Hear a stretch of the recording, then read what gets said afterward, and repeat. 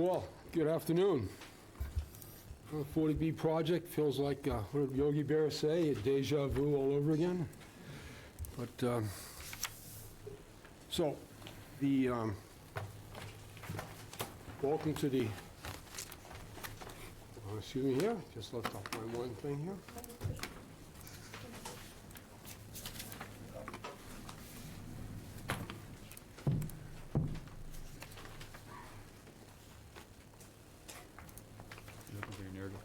No, this actually is one other item I'm looking for. I apologize. Here, I thought I was organized, folks. Let me just find a piece of paper.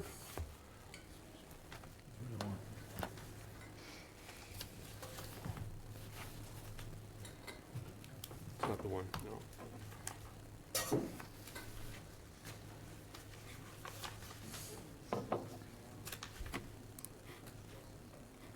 Well, welcome to the Harwich Board of Appeals on this date, January 8th. So everyone understands, the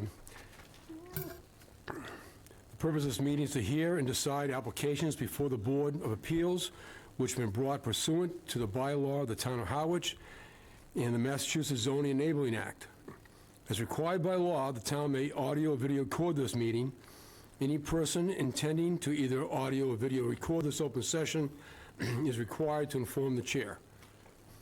During this meeting, the chair will recognize promptly a member of the board, the secretary, and attorneys presenting a case to inform the chair if a protocol is not being followed. While in open session, those wishing to present comments or ask questions regarding the case will be requested to fill out an information form on the podium. I'd like to have each board member introduce themselves. Chris Murphy. Alexander Donahue. Brian Sullivan. Ken Dixon. John August. Amy Questle, Town Council. Zoning Compliance Officer, Rachel Orr. Christine Flynn, Director of Planning and Community Development. Okay. I'm going to take a moment here to welcome everyone and just outline today's meeting. So good afternoon. Welcome to this initial hearing regarding the proposed development by the Harwich Affordable Trust through their agent, Penrose LLC. Today is the first of several public hearings to be conducted by the Harwich Board of Appeals to evaluate the project under Chapter 40B of the Massachusetts Zoning, Chapter 40B of the Massachusetts General Laws, which is also known as a comprehensive permit law. Chapter 40B aims to encourage affordable housing development while balancing local needs and the regulations of the community. Our role as a board is to carefully consider the interests of all stakeholders, applicants, neighbors, and of course, the entire Harwich community, and ensure that this project aligns with both the intent of the 40B law and our local housing needs, which are well documented in the town's new housing production plan. There will be opportunities for public comments today, as well as during future hearings. We encourage thoughtful input that contributes to the board's understanding of the project and its impact on our community. Just a few thoughts regarding the role of the Harwich Board of Appeals.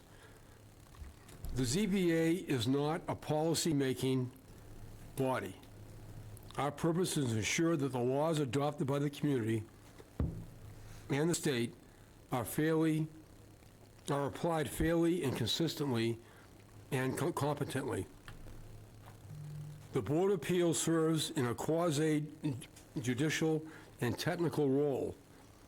Members are required to interpret and apply local bylaws, state statutes, and court precedents.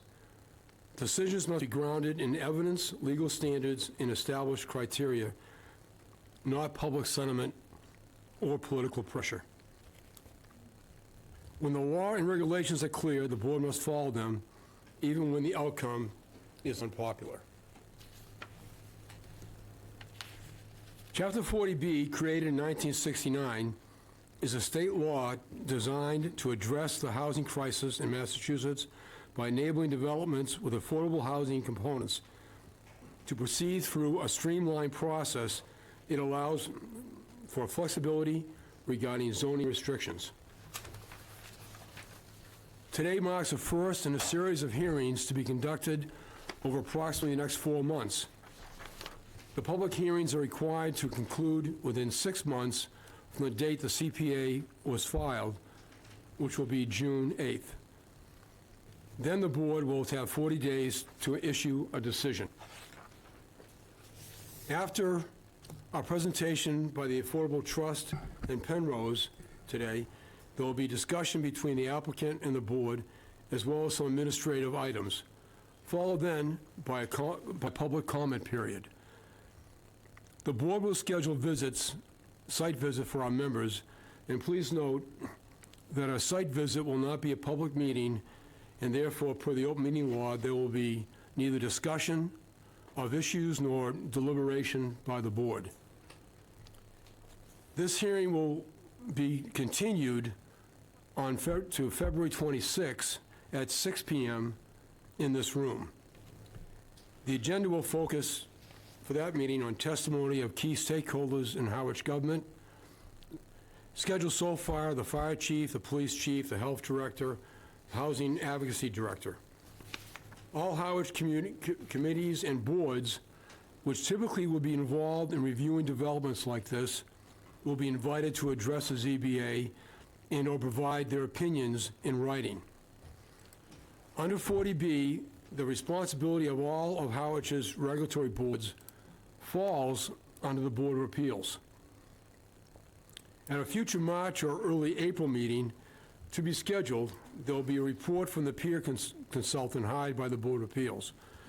Their report will include a review of key aspects of the proposed development, site plans, parking, traffic, impact, stormwater management, and wastewater systems.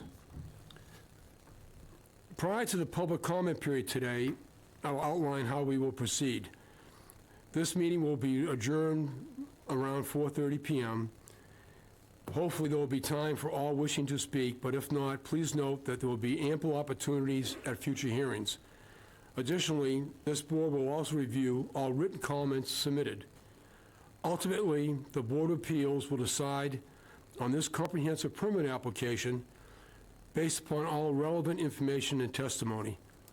Our goal is to thoroughly review this proposal, address concerns, and ensure the process adheres to state law while considering local priorities, regulations, and housing needs. I will ask now the clerk to call the case. It's case number 2026-01. Harwich Affordable Housing Trust, through their agent Penrose LLC, 50 Milk Street, 16th floor, Boston, Massachusetts, has made an application for a comprehensive permit pursuant to the MGL Chapter 40B, Sections 20-23 and 760 CMR 56.00 to construct a 14 townhouse-style residential Oh, sorry, go ahead. residential structure of 3 to 8 units each, 60 units in the total of family rental housing. The units will be rent restricted as follows: 8 units, 30% of AMI; 34 units, at or below 60% of AMI; 9 units, at or below 80% AMI. The remaining 9 units will be restricted to households at or below 100% of AMI. The proposed project will consist of 36 one-bedroom units, 18 two-bedroom units, and 6 three-bedroom units. The project also includes a standalone community clubhouse. The property is located at 456 Queen Anne Road, map 70, parcel E3-1, located RR zoning district. Oh, thank you. And first presentation, Larry Ballantyne. Now, is there a mic at the table? I can't tell. There's a mic here as well. There's You a can- mic here. You can go either way, I'll go- Larry. I'll go here. Thank you. I just wanted, we do have a quorum from the Harwich Affordable Okay, Trust. so I'd like you and I'd to like open your meeting, I'd like please. to open that meeting. We'll open the Harwich Affordable Trust meeting. Okay, at you this need to time. vote on that, or you're all set? Don't. We just Okay. need to have the vote and have it announced. Okay. So, Larry, you can be open, you have remarks to make? Thank you, Brian. I do, and I'm going to stick to them since they were handed out, so I'm sorry. You've made me honest. But my purpose on these remarks is give you some background of how this came to the trust and how we move forward. The trust purchased a property in June of 2021 for development of affordable housing. We purchased a total of 11.6 acres. The trust paid approximately $800,000 for that. And 6 acres is being discussed for this development project. Funding for the affordable house, just as a background, is primarily from the Conservation Preservation Committee. We get some funding from the cell tower and some other sources, but it's primarily from that. With the aid of Laura Schofield, who works for the Massachusetts Housing Partnership, Bowler was contracted to conduct a preliminary assessment of the 6-acre property for housing development. They looked at existing conditions and reviewed the Mass Department of Environmental Protection information, access possibilities, and they came up with a possible conceptual site plan for the affordable housing project. Their concept suggested we could use 2 3-story buildings, 3 3-unit townhouses for a total of 49 units and 90 bedrooms. We use this site plan in their guidance to issue a request for a proposal. We had 3 proposals for this in response to this RFP. And then we met as a executive committee to discuss those. The 3 proposals we're very happy to announce were fully responded to the RFP, and each developer was well qualified. The financial assumptions of each of the 3 developers were similar, so we felt comfortable with the direction of being financially prudent. Penrose was chosen primarily due to its proposed site plan, which included multiple buildings which seemed to fit best with Harwich culture. More than a dozen townhome-style residential buildings of varying scale, 1 community building, 60 units, and 90 bedrooms. We then held a series of meetings between Penrose with legal support to draft and agree on a ground lease and the corresponding land development lease. This then starts a continuing discussion with Penrose and moving forward, hopefully providing 90 bedrooms of affordable housing for Harwich. And so that's my remark, and I appreciate very much the opportunity, Brian. Thank you. Appreciate it. Okay, we'll hold any questions for Larry until after We'll then close the meeting. Penrose done. They don't need to close the meeting yet because they're all still here. Okay, well, I guess we're ready for Penrose. And if you could introduce yourselves and those assisting you in the presentation, appreciate it. Certainly. Good afternoon.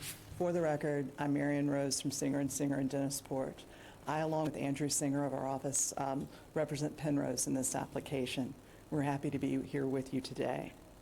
I'm going to have Brian later in the presentation introduce the rest of the team. Okay. I want to thank Mr. Valentine for speaking on behalf of the Affordable Housing Trust. This is, as you've said, a process. We've been working with the town in response to the request proposal from the town. The RTP was accepted by the Select Board, and it's a project that the Harwich Housing Production Plan in March of 2025 specifically flagged as a great opportunity to move forward to provide affordable housing for the town of Harwich. The intentions of this first meeting are to provide an overview of the project and to listen to your comments, concerns, or questions, and those of the public, because this is the first opportunity for the public to offer questions, comments on this proposal. We want to flag in particular that this meeting will really, from our perspective, be a listening meeting. We may be able to respond to some of your questions, but we do want to take note of your questions and comments and those of the public. And we will get into greater detail on those as we look at site-specific issues going forward. In terms of the presentation, I'll speak first about the 40B requirements and the process, and I'd like to flag a couple of ways in which this differs from a 40A project, because I think that's helpful in framing this process. And then I'll introduce Ryan Kirikoff. He'll speak to Penrose's deep roots in the region and on Cape. He'll describe the design and how it's changed in response to the RFP, and to speak informal talks with the trust and departments in the town. He'll also discuss the design and how it reflects Penrose's operation and mission.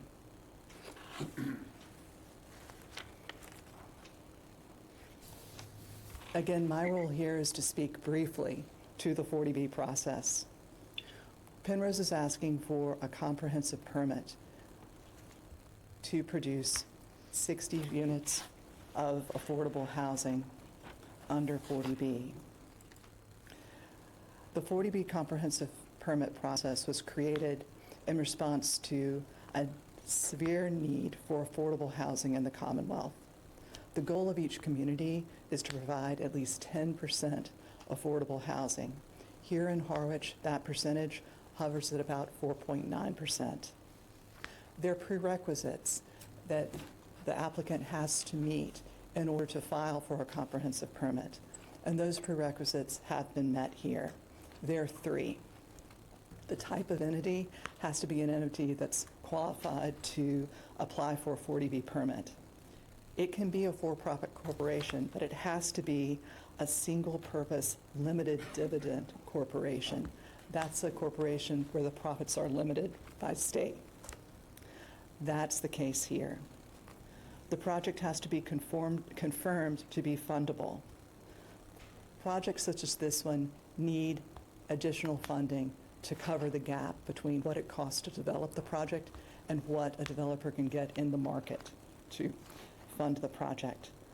The state looks at the project and it issues a project eligibility letter. This was issued on November 26th, and I'll note that the Select Board sent 2 letters in support of the project eligibility letter. Third, the applicant needs to have control over the property.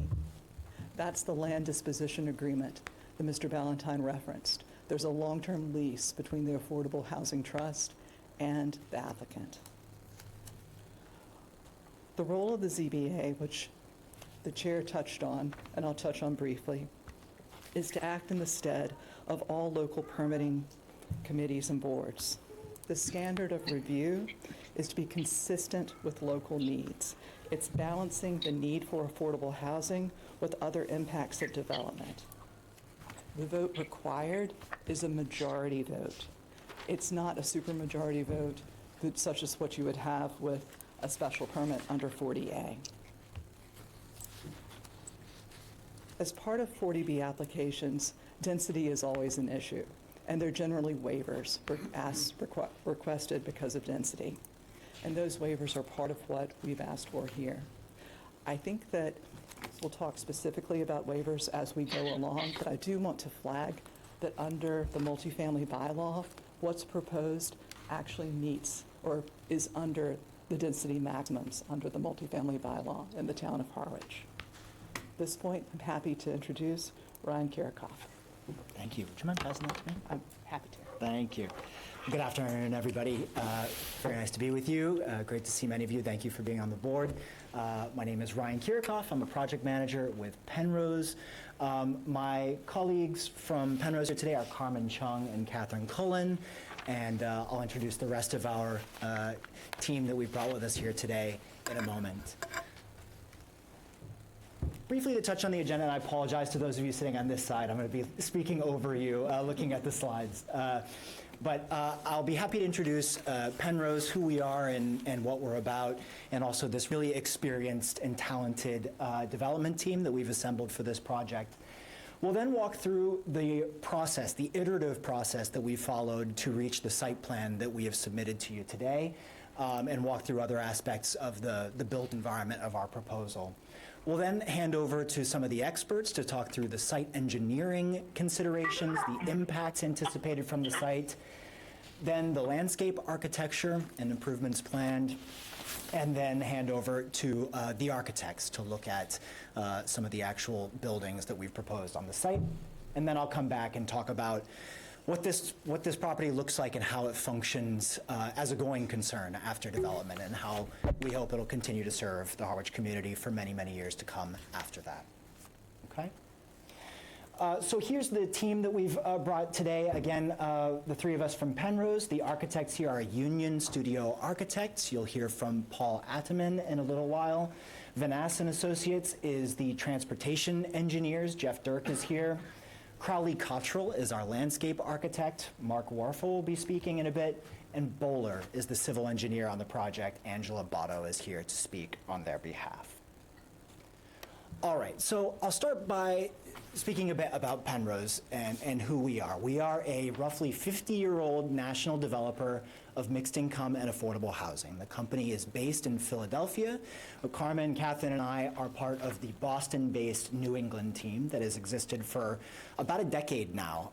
We oversee development of affordable housing in Massachusetts, Connecticut, and Rhode Island, where over that decade we've developed something like 1,000 units at this point in those 3 states.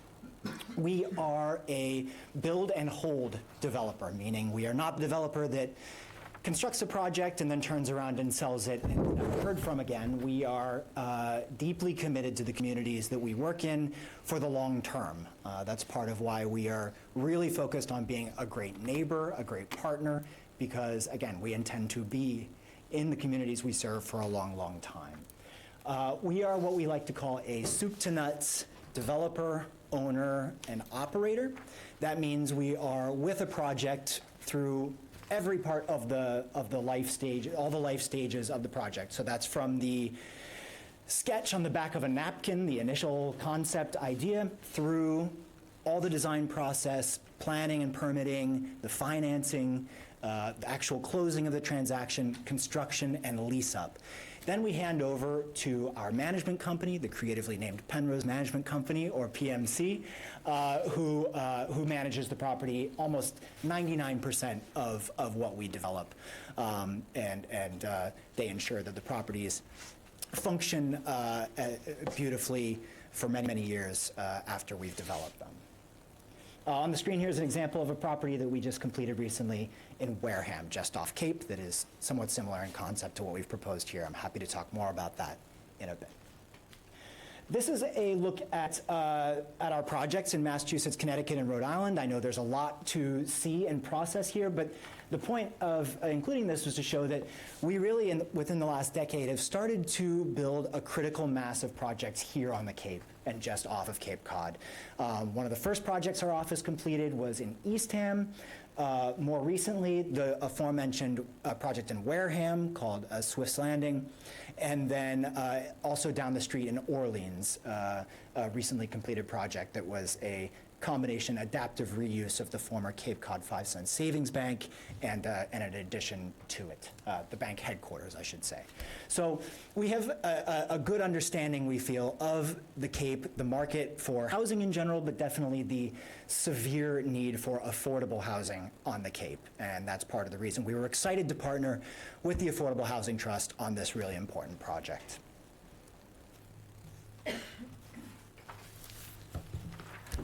The last thing I'll say about Penrose overall is that we are very married to this process that we call the Penrose process, and that is all about engaging with the communities we work in to figure out their needs and desires, and then work with local stakeholders to turn a shared vision into a reality. This project, because we've been partnered with the Housing Trust from the word go, we have worked hand in hand with them in developing this concept, and we'll talk more about the ways that we've already engaged with the community. We look forward to more feedback on what we're presenting this afternoon, but we are, again, deeply committed to this shared vision and hope that this shines through in the plans that we'll be presenting today. Okay, so we'll talk about the physical layout, the physical manifestation of our proposal and the site plan that we're going to be reviewing today, but at its core, this project is about creating 60 units of affordable housing for folks that need it, right? And so the unit mix that is proposed is up there on the screen right now. So it's a mix of 36 one-bedroom units, 18 two-beds, and 6 three-beds. We find it's really important, and the state tends to agree and favor projects that have this type of mix and diversity of unit sizes. The intention is to serve residents that are in all different life stages, whether that's somebody that is a recent college grad who can't find housing that meets their needs so they can afford in the town that they grew up and want to live near their parents. It's for senior citizens looking to downsize, maybe moving out of their family long-term home, but want to stay in their community, or for young families that are looking for a multi-bedroom option that is within their means. I'll also note the mix of affordability levels here, and that is something that was important to the town in the original request for proposals that went out, but is important to us too in terms of creating, again, a site that can serve all sorts of different folks. We've proposed now 10 units of 30% AMI housing, 60% of AMI housing, and this is for households earning up to 30% of area median income, households earning up to 60% of area median income, 9 for up to 80% AMI, and 9 for 100% AMI and below, okay?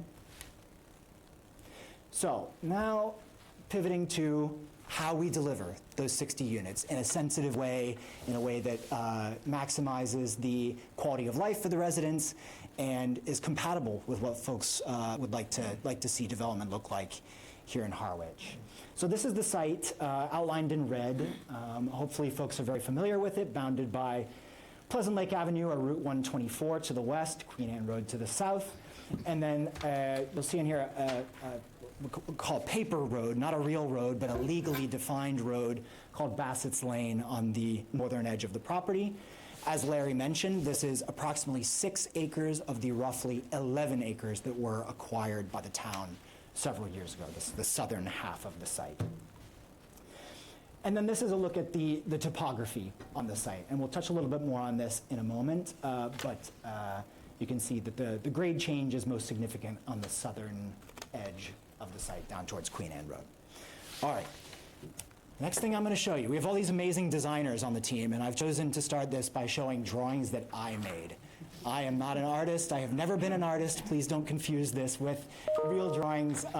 But think of these maybe as Lego blocks on a table, and I wanted to illustrate how we addressed feedback that we've heard already in changes to the site plan. Okay, so here come the Lego blocks. Not real plans. So this is the original concept that we proposed to the Affordable Housing Trust in the request for proposals, right? A series of differently sized townhome-style buildings, townhome meaning walk-up structures, scattered around a central green space, a public green space, that itself will be anchored by a clubhouse building that will house the management and maintenance offices and storage space, as well as some other amenities. I'll talk about those later on. But here's an original, an easy concept. From there, we met with and incorporated feedback from a whole bunch of different groups. We presented multiple times to the Affordable Housing Trust, of course, but also several times to the Select Board, to the Zoning Compliance Officer, the Conservation Commission, Department of Health, Fire, Police, Natural Resources, Planning, Public Works, the Water Department, and then a handful of public comments received both in some of those earlier public meetings that I mentioned and also in letters and emails received. Right? So we've gathered a whole bunch of information and feedback. Additionally, we've done our own on-site investigation, right? We've done surveys, we ran title search, we tested the soils. So we learned a lot more about the site that has now informed the plan that we'll go through. So here's the first piece of feedback to incorporate. And this came from the Department of Public Works and from MassDOT, actually, and that is to orient the entrance from Queen Anne Road. Route 124 is a state road. What's more, it is where a state highway has its entrance and exit. There are rules about making a main entrance so close to an off-ramp and an on-ramp to a highway. And just a matter of safety, it was recommended to us that we have the entrance on Queen Anne Road. So there's my beautiful road that I've drawn. Nobody believes I'm an artist now, right? The next piece of feedback that we incorporated, and this came from public comment, the select board, and others, move the entrance as far east as possible, away from the intersection of Queen Anne Road and Route 124, which we understand backs up with car traffic frequently. Makes sense to us. We've shoved the entrance as far east as we can while still respecting the wooded buffer around the edge of the site. Next piece of feedback, this came from the fire department. Please straighten the roads through the site, especially the entrance. Minimize and simplify the number of turns on the site. And, if possible, make a direct connection from the entrance through to the north of the parcel in case there is a future something there. That's not within our scope to determine what might go north of this site, whether it's a future development of some sort or something else. That's for the Housing Trust and the town to decide, but it was something the fire department wanted us to be proactive about. So we said, okay, here's an adjustment to have a straight road coming into the parcel and a simplified road layout with fewer turns so that the fire trucks can access everywhere in the site safely and comfortably. The next piece is, we know that preserving a wooded buffer around this site is important to a lot of folks. It's important to us. We always work with our landscape architects at the start of a project like this to preserve and identify as many trees and open space as possible that we can preserve. It's a great result for sustainability, obviously, but it's an amenity for the community and for the residents as well. Folks that know this site will know that the most significant wooded portion of the property is the southern quarter, let's call it, the edge closest to Queen Anne Road.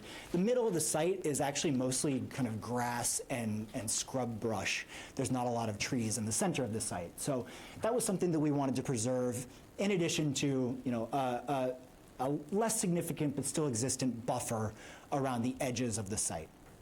We also learned from the survey, we showed that topographic survey a moment ago, that there's a pretty decent grade change on the southern quarter of the site. It slopes down to Queen Anne Road. And situating buildings within that would be complicated and would involve construction of a series of roughly 15-foot retaining walls.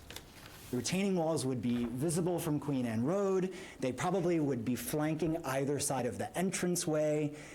Not what, in our minds, we wanted to be the first thing that folks would see as they approach this property, these large retaining walls that would be necessary to build.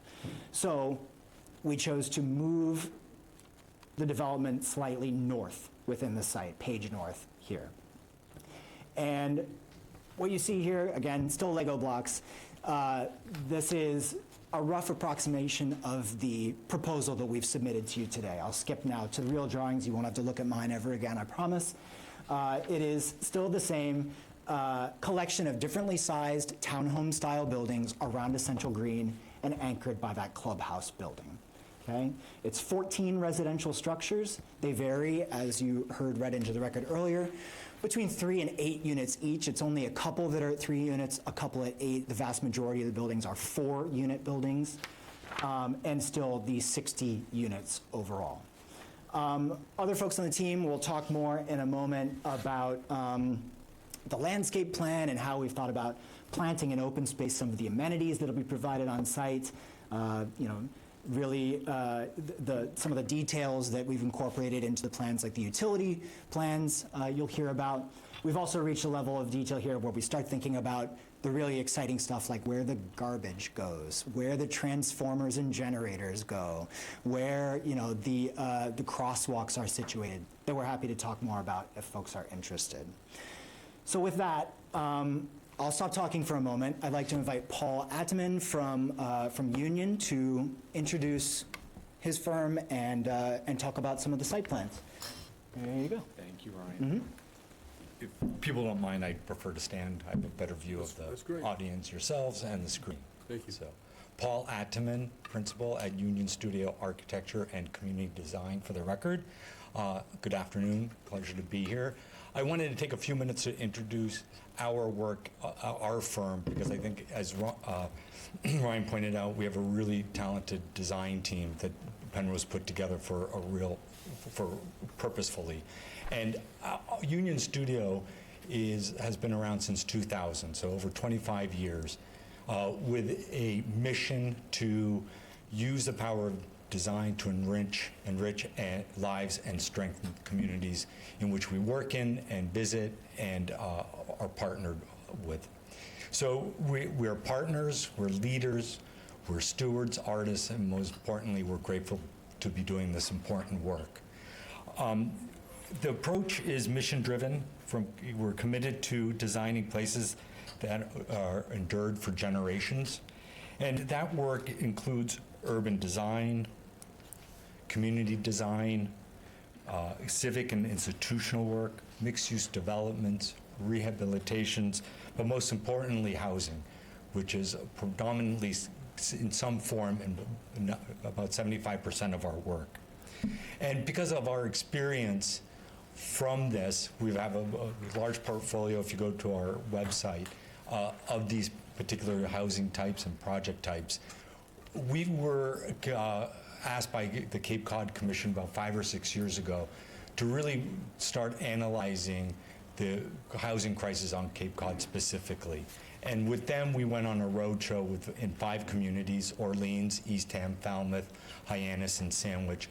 And we started to identify with the town-owned parcels and properties that they could utilize to put out for RFP and encourage housing developments.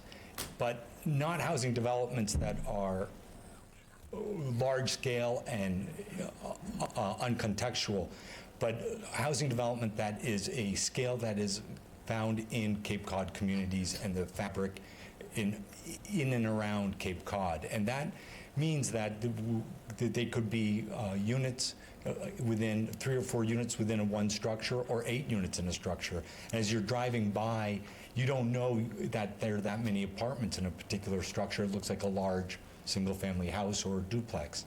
And so when we start analyzing that and looking at the fabric, it is a very prevalent fabric in and around Cape Cod. And we coined the term, which was coined by others, called the missing middle, that talks about that sort of smaller scale, 2 or 3 units within one parcel, up to perhaps a 12-unit walk-up that doesn't have an elevator, but has 12 units that can be served with a single stair. So when you start looking around these communities of Sandwich and Hyannis and Orleans, you can very quickly start putting the metrics together and see that there could be as much as 20 units on an acre here on Pleasant Street in Falmouth. There could be as much as 18 dwelling units an acre here in Sandwich, but you really don't know because it's very contextual. It's traditional building materials and forms and massing. And then on the right-hand side, in this vein, we worked with a developer in Hyannis to develop Sea Captain's Row, which was up towards 25 dwelling units per acre. So I think that context we wanted to present to you, that you'll understand why we are proposing what we are. And the buildings that we're proposing is multiple smaller buildings, as Ryan and Marion had suggested earlier, not a single large building that would be surrounded by a sea of parking, because really, ultimately, all developments like this that we look at, we start with parking. And how do we accommodate parking and create a place that's a neighborhood, a place that has front porches that residents can see out onto a green where the kids are playing, eyes on the street for safety. And with these footprints, they range from 3 apartments in a building to 8. So there's a variety of building types, townhouses, flats, accessibility. About 28% of the apartments are accessible per the Massachusetts Accessibility Board. So that also talks a lot about the site design and being able to provide mobility in and around the site. Mark, the landscape architect, will go through some of the public amenity spaces, and I won't take up too much time with that. So next, I will then hand it off to Angela from Bowler Engineering to talk more specifically about the site engineering.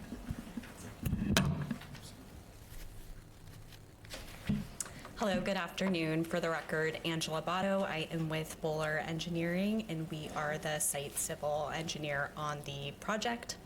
As a lot of my team members have mentioned, we've gotten some really great feedback from the process right now to come to the layout that we're seeing in front of you. So I'm going to talk to a few of our technical drawings so we can review some of those grading and drainage challenges, as well as our stormwater and the remainder of our utility design. So this plan we have up right here might be a little bit hard to read, but we're looking at that green area. That is all of our stormwater management features we have on site. And then our dark black solid lines, that's our proposed contours that we're tying into the lighter dashed contours. So one of the biggest challenges that we have with the site is that grade change that Ryan referenced earlier. Down at Queen Anne Road, where we're coming into the site, we're at about elevation 50. As we move up closer to the end of the site there, we're at elevation 75 for that 25 feet of grade change. And a lot of that, as we saw earlier on the survey plan, is concentrated towards the bottom of the site by Queen Anne Road. So we had a few goals here with our grading plan. One of them, we wanted to match those existing grades wherever possible, so we could help maintain some of that landscaped area, that really nice buffer we have with Queen Anne Road. We also wanted to match existing grades up around where our development is and create that nice flat area for our development. So with that, we lengthened out our drive aisle into the site to help us get up in grade, match those existing grades, and then that came up to our nice developed area there. We have our flat areas for our buildings, parking, and then that creates a really nice pedestrian connectivity throughout the development. So then with that grading, all related to our stormwater management features we have on site. So those are what is shown in the green area. So we were able to use some of the existing grades and that topography on site for those stormwater features we see at the bottom of the page by Queen Anne Road. Those are our above ground infiltration basins. Everything is connected with our stormwater management through a series of pipes, catch basins, drain manholes, and water quality units. And so then we go up towards the center of the development. That's where our underground stormwater chambers are. Those are the rectangular squares that you see adjacent to some of those buildings. So our stormwater management meets or exceeds all Mass DEP and Town of Harwich stormwater standards. We also ran calculations, and our post-development runoff is reduced in all of the 2, 10, 25, and 100-year storm events. And all of the stormwater is treated and infiltrated on site beyond the minimum requirements. So that's what some of those water quality units are for. So it gets treated, and then it also gets treated as it goes into all of that combination of systems. And we're treating both the roof runoff and then all of the pavement and sidewalk area that you see on site here. And with that, I am going to switch over to our septic plan, which is shown here, but a little bit clearer on this sheet here. So all of our components of our septic system are shown in the red, pink lines that you see. So we have services coming from each of our buildings. We have a total of 90 buildings, which gives us a design flow of 9,900 gallons per day per Title V. Excuse me, how many buildings? Sorry. Did I say 9 buildings? 90 beds, not buildings. Please put that on the record. That was a stop. That's a good stop, thank you. So you'll see here we have the septic system separated into those 2 separate systems. So one of them is in that center green area, and you'll actually see that darker area. That is our actual system. The lighter area around it is our reserve area in case that system ever fails. We have that allocated. And then looking further south on the page, we have our second system. This here, we were able to use some of that topo that I was speaking to earlier to come down in grade to that system. We didn't want all of our septic to be in that area as it would require more tree removal. So that ended up being a good breakup in utilizing the topography we had on site. So this proposed septic system includes the use of the SeptiTech Star nitrogen removal systems, which is a state Title V innovative alternative technology in order to remove nitrogen. And next, we can look at the remainder of utilities on site. This is a little bit clearer. We have the red, that is our electric and telecom. That's coming off of Queen Anne Road. We're looping that through the site to 4 pad-mounted transformers and then connecting into each of our buildings. Additionally, in blue, we have our water loop shown, and we have 3 hydrants proposed with adequate access. We did run the Harwich Fire Department trucks through here to make sure they could properly maneuver throughout the site and then also have adequate access to all of those hydrant locations. And with that, I am going to turn it over to our traffic engineer, Jeff Dirk, to speak more to site access and traffic demand.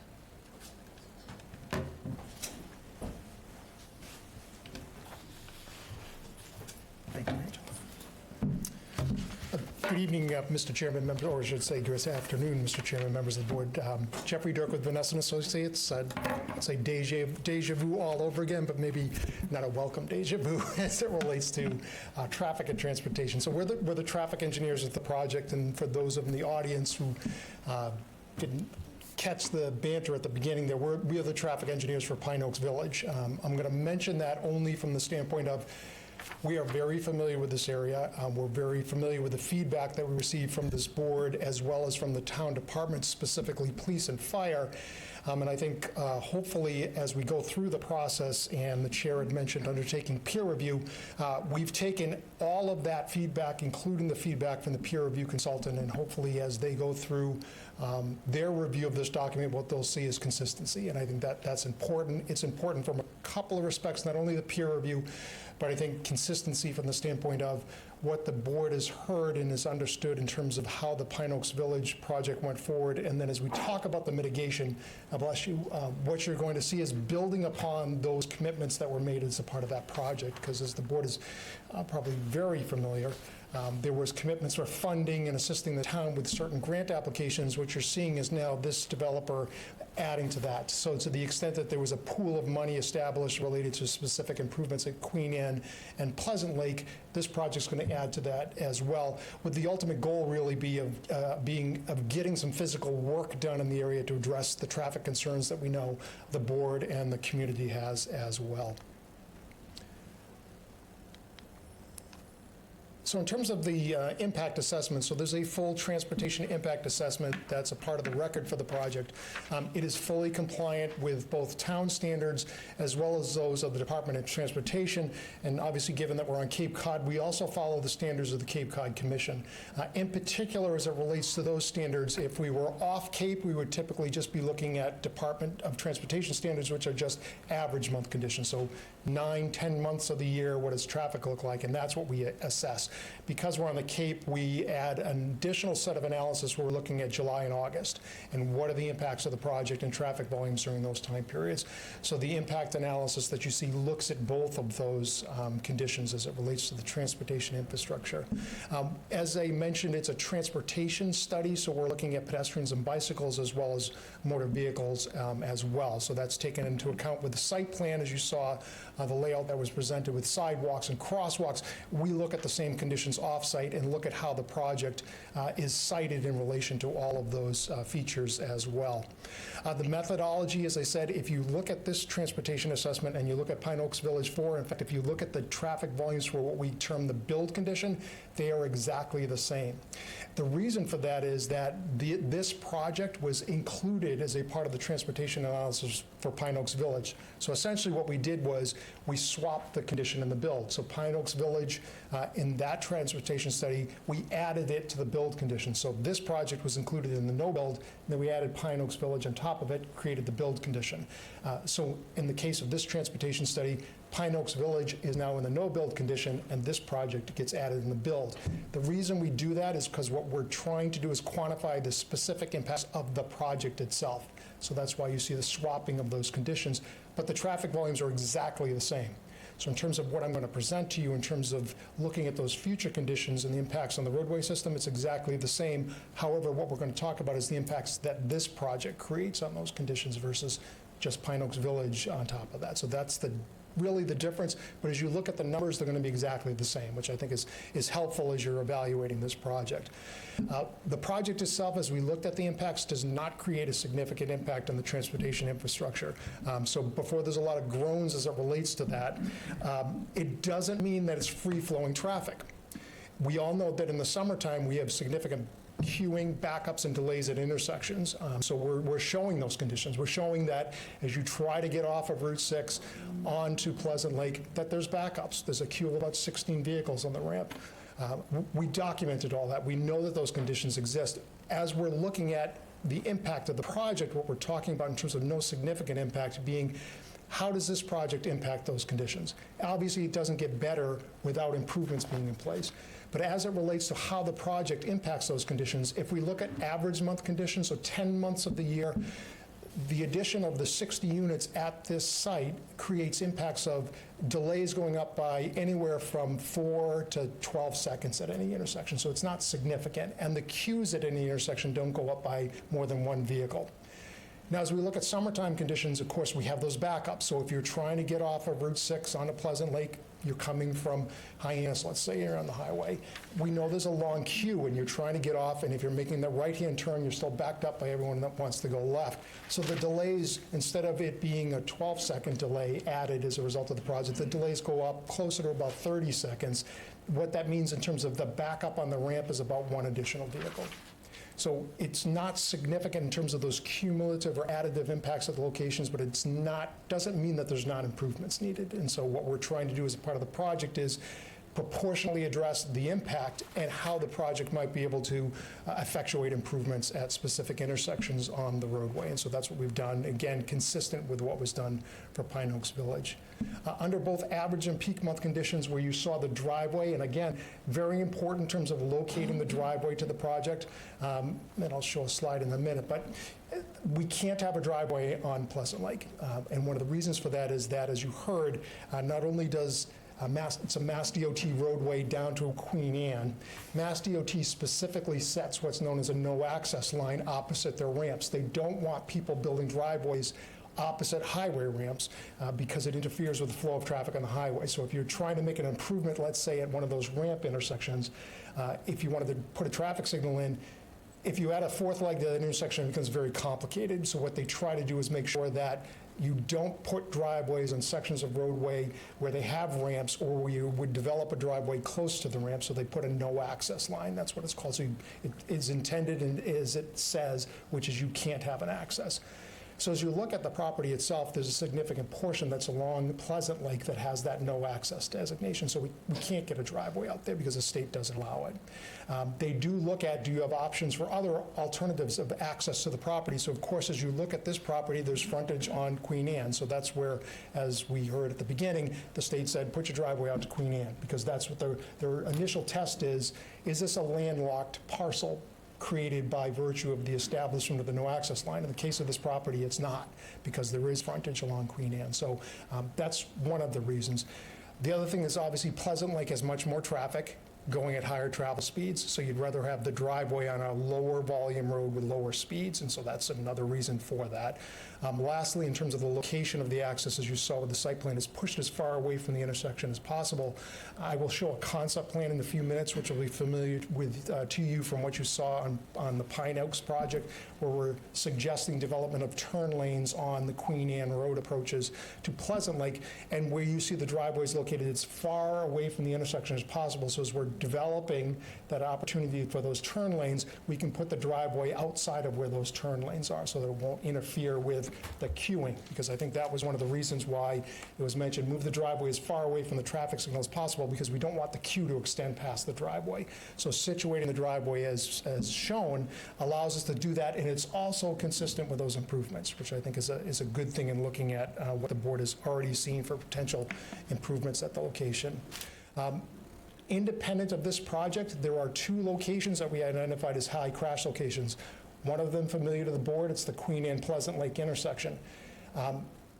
We'll talk a little bit more about the crash, the way we assess crashes at intersections, but we look at crash rates, which is purely number of crashes per million vehicles going through an intersection. There's also another criteria which looks at the severity of crashes. And so in looking at the Pleasant Lake, the Pleasant Lake Queen Anne intersection, the number of crashes is not disproportionate to the amount of traffic going through the intersection. However, looking at that other criteria, the severity of those crashes is not what would be expected based on the volume going through the intersection. So it's Higher or lower? It's above. So the number of crashes per million vehicles going through the intersection is below. But if you look at the severity, it's actually above what the state would consider. So it's on the state's high crash location list. For that reason, a road safety audit was conducted at the intersection, as the board knows, as a part of Pine Oaks. Our firm undertook the road safety audit. It was just completed, I think, within the past couple of months.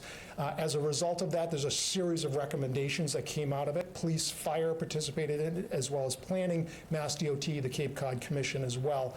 So we have that list now. That list identified safety enhancements that came from public safety personnel. Pine Oaks Village is going to deal with some of those, but not all of them. And as we talk about the mitigation for this project, this is an opportunity to pick up the other items that Pine Oaks is not taking care of. Again, the goal of that is to deliver to the town transportation infrastructure improvements that are meaningful. It builds upon the things and fills in that missing hole where things weren't able to be taken care of as a part of another project. Lastly, lines of sight at the driveways, we made sure that they complied with industry standards. They far exceed what's required. Minimum sight distance of both approaching the intersection as well as for someone who's leaving needs to be 250 feet.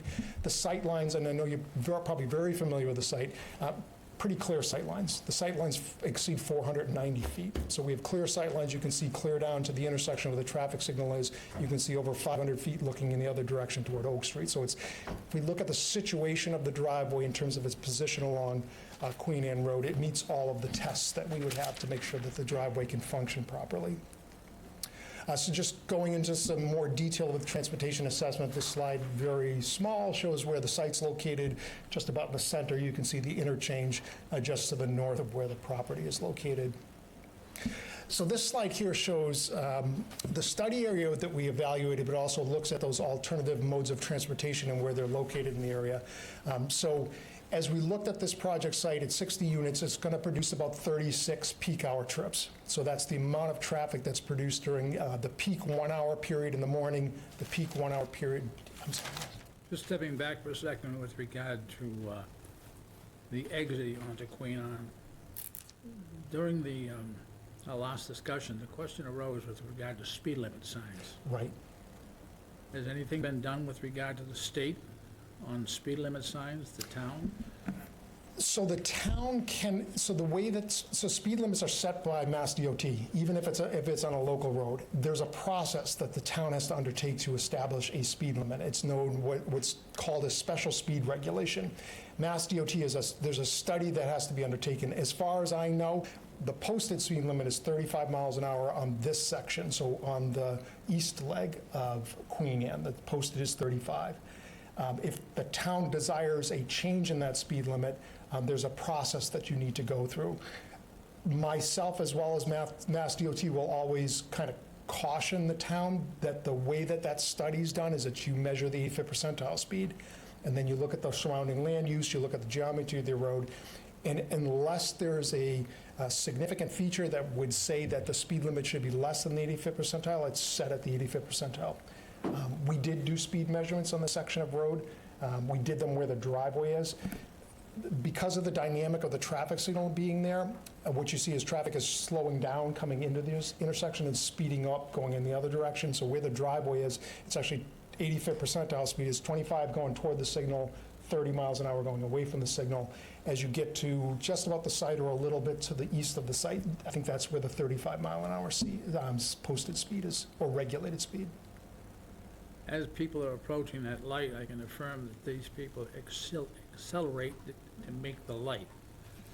And given the increased traffic that's going to be coming out from Queen Anne, from the east side, there's going to be accidents unless we change the road markings as the approach to these intersections. Because we can anticipate, and I'd be foolish to say we won't get accidents over there, and increased accidents. So I'm going to show a concept plan in a few minutes that may address what you're talking about with the establishment of a left turn lane that's out there as well. Because the 85th percentile speed is close to that 35 miles an hour, I would think they generally don't set a speed limit so close to the intersection. So they're generally going to set the speed limit basically maybe 250 feet outside where the intersection is, so that as you turn from the intersection, you've got your posted speed limit, because they're expecting people to slow down as they're coming into the signal. Similar to what we did on the other side of Queen Anne, to the extent that it's desirable to the police department, they may want those speed, radar speed feedback signs, as well as, maybe some pavement markings as you discussed. But I think we can talk about ways as we look at where the driveway is located, beyond the concept plan I'm going to show, where we might be able to make some additional adjustments. Thank you. So back in looking at the slide here, so the study area that we looked at was essentially extending along Pleasant Lake from the westbound ramps with Route 6, and then continuing in a southerly direction to the eastbound ramps, the Queen Anne intersection, obviously, and then all the way down to Main Street is the study area we looked at, and then heading in an easterly direction, we also picked up the Oak Street intersection. The way the study area is established, as we had discussed previously, is the Department of Transportation says that at a minimum, you need to look at any intersection where the project will increase traffic by 5% or more, or will increase the peak hour traffic volumes by more than 100 vehicles. At our driveway, we have 36 vehicles during the peak hour. That traffic, when it comes out, most of it is heading towards Pleasant Lake, some of it's heading towards Oak Street. But that 36 vehicles, as you get away from the site, is obviously less than 36 vehicles. So this study area exceeds what the requirements are based on Mass DOT standards to look at. I would also say it exceeds Cape Cod Commission standards. Cape Cod Commission standards are 25 vehicles or more at an intersection. If you add more than 25 vehicles, you need to look at that intersection. So if we apply the Cape Cod Commission criteria, it would be Queen Anne, would not include Oak Street. We probably would pick up both of the ramps, but we would not include Main Street. So this study area is meaningful because we think it picks up where the traffic from this project wants to go and where it would probably have impacts, but it also addresses the areas where we know there's congestion occurring, and there are areas that are important to the town in terms of looking at it. So that's the study area. It is obviously different than when we looked at for the Pine Oaks Village project. Much larger project. This produces about a third of the traffic. One more issue with regard to traffic. You are familiar with, during the summer months, that people will jump off on exit 9 and they will come across and come back up Queen Anne, across Queen Anne. And the speed limit is always, many of the people here who are familiar with Queen Anne know that speed goes up to probably 45, some cases 50 miles per hour. As they're approaching that intersection, that signage on both sides, as well as that on 24, or 124 rather, that signage has to be repaired, increased, lowered, whatever the state requires. Because all I can anticipate is more accidents at those roadways as they come in, because many people get off at exit 9 to cut through. And also, when you come down Route 6, the exit coming onto 10, old exit 10, it is a very short exit ramp. And there's a curve, and actually there's two curves in that ramp as you come up, which means you come up and traffic's going to go right or they're going to go left. There has to be some signage on that ramp to allow guests to know that they're coming into a very dangerous intersection, quite frankly. Can that be done? Yeah, absolutely. I think that's part of a conversation that we can have, but again, I think the project can help with doing those things, but I think as we talk about, again, ways that the project can help the town with advancing desirable improvements, such as what you've described, proportionate to what the impact is that the project creates. And so that's a conversation we can have. Signs and markings are easy. So that's certainly something we can have a discussion about in terms of how Maybe we do easy, that. but they're not always installed. Well, I think, with proper conditions, they can be. And so that's how we look at it, but it needs to be subject to, all rights, permits, and approvals. So if you're suggesting putting a sign on State Highway and Mass DOT has a differing opinion than both myself and the town, it doesn't get installed because they have to issue the permit. If it's on a town road such as Queen Anne, then DPW, police, and conditions that you put on it are something that, to the extent that we can receive those conditions or approvals to do that, we can absolutely do it. The difference is really when you're asking for stuff on State Highway, that becomes a little bit more sticky. Quite true. All right, thank you. But certainly, I think those are 100% valid, and if there's ways that we can have a conversation where we might be able to help that or flush out some ideas, happy to do that in consultation with your consultant as well. So I'll continue moving along. I think the only other thing I wanted to talk about on this slide here was there are no sidewalks here, and I think you know that. The only place we start to get sidewalks is as we head toward Main Street. That's where we start to have our sidewalk conditions in the area. We talked about that as a part of Pine Oaks. And we also talked about potentially, again, now with 2 affordable housing projects in the area, and this project in particular at the intersection with the signalized intersection provides that opportunity for then, similar to what was spoken about with grants and things like that relating to the project, the ability to be able to say, this is an area that needs sidewalks, we're right at a signalized intersection, it's a location we can have crosswalks and things like that. So there's that opportunity for the town to receive grant monies to be able to make those level of improvements. Excuse me for 1 second, and I was going to address this when we had our discussion, but you're recommending sidewalks. I think you also in the plan recommend additional turn lanes. Did you conduct a study or, as far as a survey to determine that land is available from the town-owned right-of-way land to do these sidewalks and turn lanes? There's the ability to be able to create the turn lanes. We'll need to see if, given the grades that were spoken about, whether we can get sidewalks in there as well. Because my understanding from talking to town departments, that at that intersection, there's only left, outside of the paved road, 3 feet of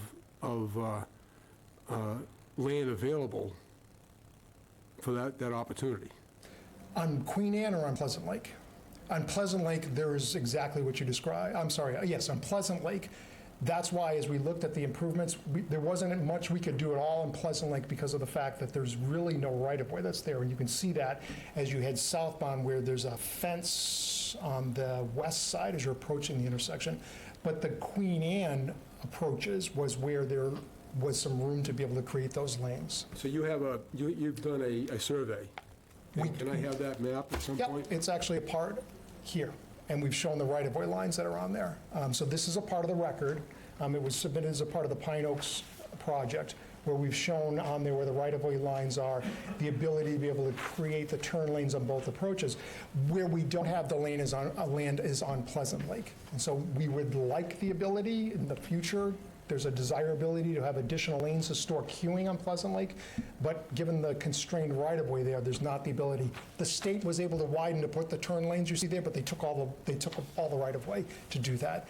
A similar condition was not done on Queen Anne, so there appears to be additional land available to be able to create the turn lanes on that approach. We'll verify all of that, but this is based on the information that we have available from the town's records, as well as the state's records coming into the intersection. So right-of-way land is available on Queen Anne Road. Right, but not on Pleasant Lake. And that's, are you regarding that on both sides of Queen Anne Road, east and west? Correct. And again, we can verify that with any additional detail. This is actually from town records as well as Mass DOT's records, because Mass DOT has the property to the north. Their right-of-way ends just a little bit to the north of where Queen Anne. And those are records based upon after the town, 10 years or so ago, redid that intersection. Correct. This is current information that's available. I'd be interested in that survey. So I will go back, and I'm going to speed this up a little bit because I know we have other topics to go through. So this slide here shows the traffic characteristics of the project, so very hard to read, so I'll just go through the numbers. At the top, under the average weekday daily number, this is the 24-hour number. It's 382. So if you counted all the vehicles for the 60 units going in and out, it would be 382 vehicles, two-way traffic in and out of the site. During each of the peak hours, so the morning peak hour, which in the case of Queen Anne Road and Pleasant Lake, the morning peak hour is 8 to 9 in the morning. The project will generate 36 vehicle trips. Most of it is exiting, so I think it's, if I can read, it's about 9. Anyways, most of it is, let me get you the exact numbers. I could while you're looking that up. So is this a formula-driven schematic?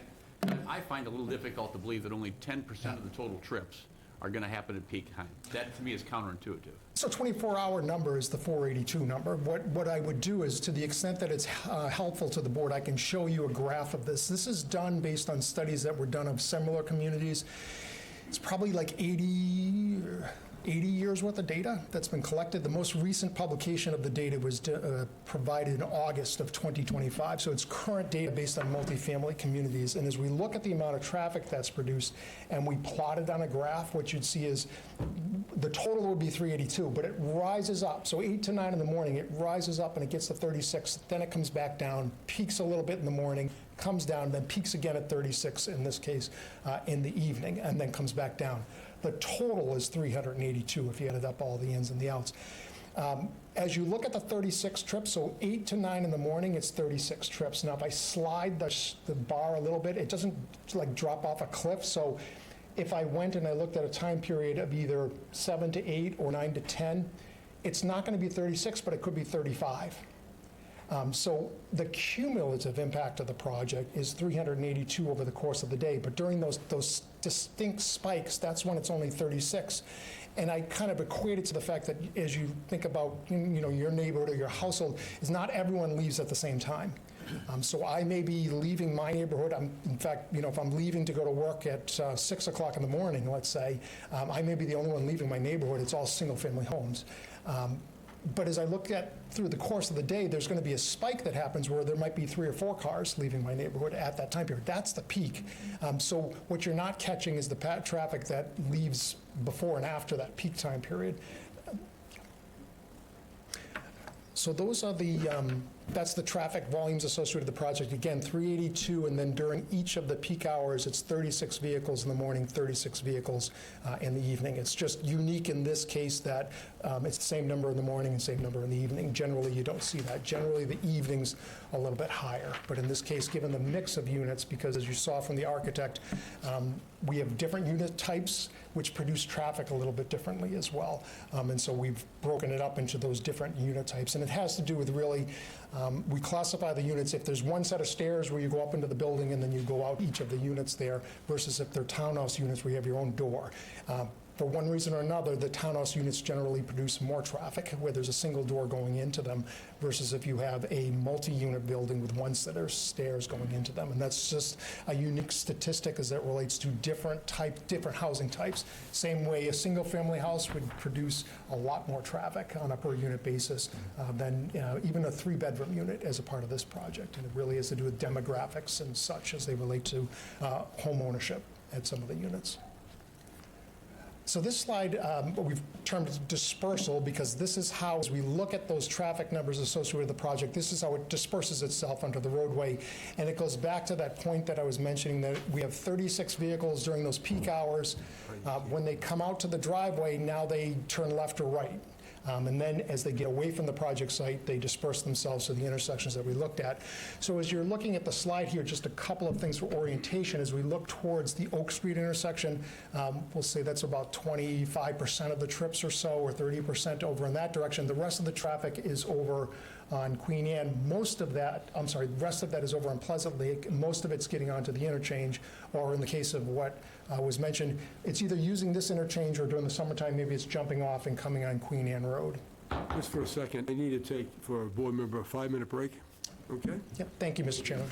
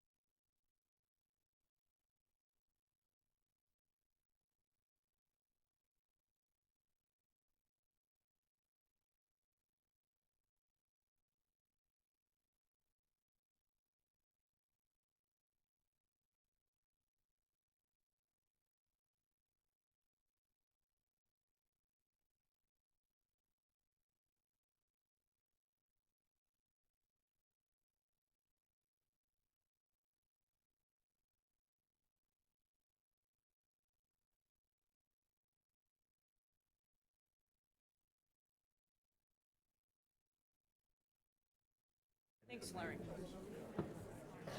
We all back? No. You having fun yet? Okay.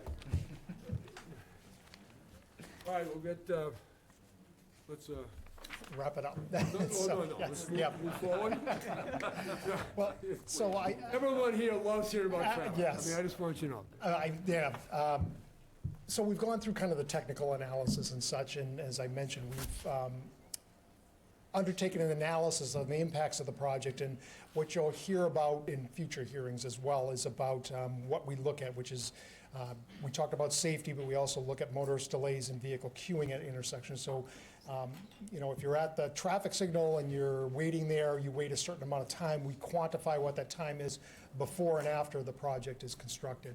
We also look at the backups at the intersection. So as you're delayed, vehicles back up, they're queued at these intersections. So we look at that queuing before and after. As we've looked at the impacts of the project, we then look at recommendations for potential improvements. So the first set of recommendations we have really deal with the site plan. Can I go back just to clarify one thing, that last slide? Sorry to go back since That's okay. probably up there longer than you originally thought. So on that, 40% of everybody leaving this development is going to go westbound on 6. Correct, yes, based on, and the way this is developed, and again, I was quick in going through this, US Census data for Right. residents of the town, and then residents reporting where they work. So Right. you could look at this and say the majority of the residents reported that they worked in a location that is, Nurses in the hospital, things like that, hygienists, whatever, right? So if you could find a way to get a road, let's say, across from the park and ride, I know that's the northern part of the property, right?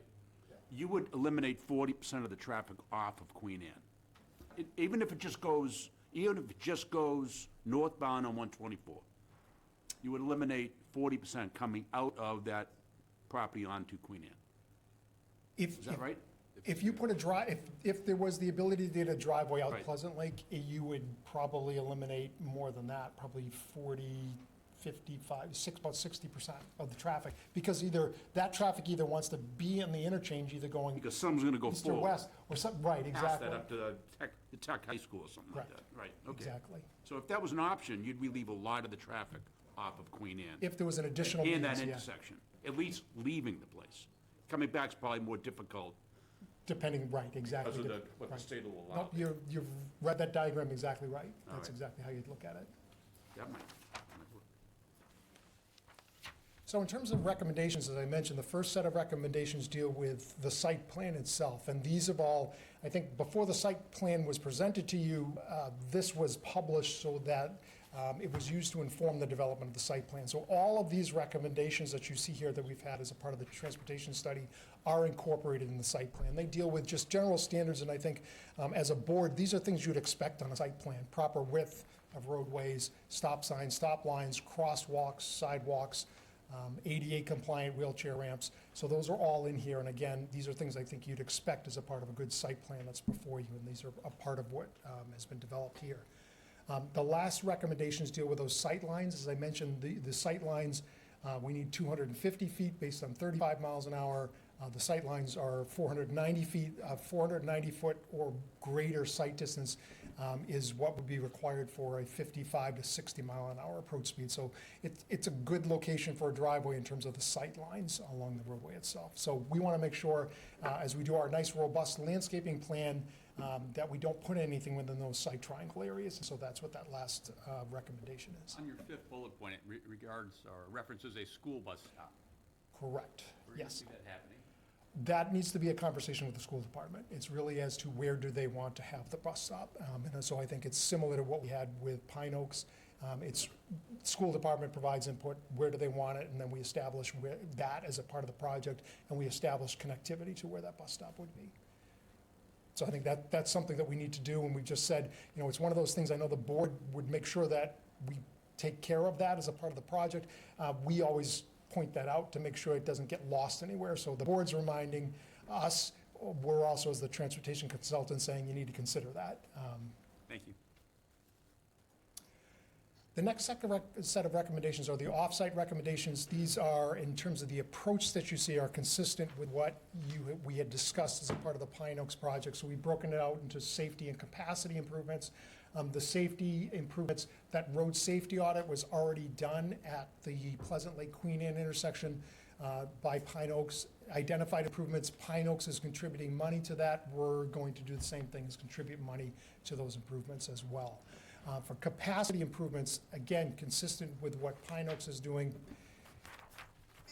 this could be a way that between Pine Oaks and this project, that this intersection is continuously monitored is probably a good way to look at it, because Pine Oaks is required to retime that traffic signal at 60% occupancy and then again at 80% occupancy. We've done the same thing here. So as it relates to the two projects in total, Pine Oaks will take longer to build out. So I think when you look at it, that there's probably going to be a retiming of the signal as a part of this project before Pine Oaks even gets there. Then Pine Oaks, so we retime it first. Pine Oaks is building out their project. They get the 60% occupancy. They go out there and look at it again, retime it as needed. We probably get 80% occupancy. We go back out and look at it, and then Pine Oaks does the same thing. I think the important part of that is that from the town's perspective is you're really having this intersection looked at in a very deliberate manner as each of these projects are getting built out, and there's really 4 times at a minimum that as these projects are built out that the signal is going to be looked at. If something's not operating properly, if there's a piece of signal equipment that's broken, is not functioning properly, it's going to get fixed, because that's what this does, each of those touch points. So it's 2 touch points for Pine Oaks, 2 touch points for us. The town gets it done 4 times.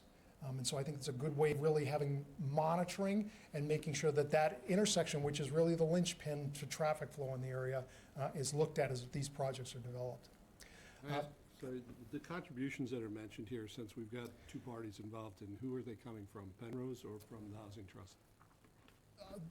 Well, presumably it's, I think the developer would answer, it really is their agreement. We can discuss that further.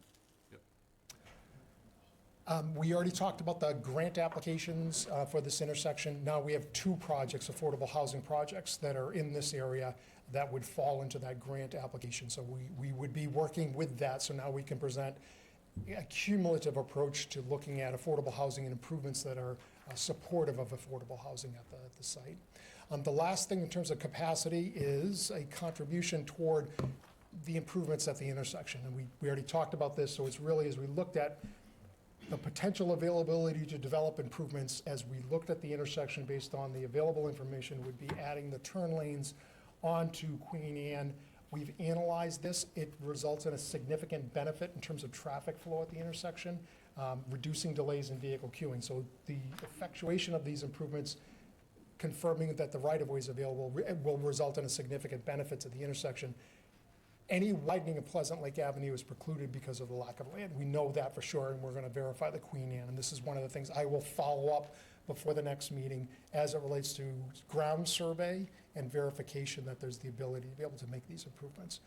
But we've said as a part of the project, similar to Pine Oaks, is that we would contribute to advancing the improvements that are shown on the plan here, or some level of improvement. As I think the board discusses it, if there's a desire for something else, then that would be something that we would look at as well. Pleasant Lake Avenue at Main Street, again, that was a high crash location, but it was a location that's not on the state's high crash location list. So because of that, there are crashes happening, but they're not at a severity level that it would rise to the level of being on the high crash location list. So it's different than the Pleasant Lake Queen Anne in that a road safety audit isn't done because of the fact that it's not on the state's high crash list. So because of that, physical improvements are identified as a part of the project. And we've said that to the extent that these improvements, and we've identified them in the traffic study, if they're desirable to the town, they're things that we would advance with the police department, planning department, as well as public works, and talking about what could be done at the intersection. And the last set of recommendations are transportation demand management measures. There is a bus service in this area provided by the Cape Cod Regional Transit Authority. There's the Flex bus that travels down Oak and Queen Anne, but there's also the Dial Ride service, so they have the DART bus service, which is available. And then the Council on Aging provides services as well, transportation services. So what this is a series of on-site management strategies to make sure the residents are aware of these opportunities. They have the phone number for the Regional Transit Authority. They know how to communicate with the Council on Aging so that if they need transportation services, they can do that. And then providing bicycle storage and parking within the project site is important as well, because we do have the rail trail to the south. Pleasant Lake is wide enough to ride a bike on that roadway. It meets the Mass DOT criteria for a shared use roadway, so that would get you down to the bike path. So we just want to make sure residents are aware of the amenities that are available and that they have opportunities to park a bike rather than having to bring it up to the unit. So I'm going to stop there, Mr. Chairman, and we'll continue on. The next speaker. Thank you.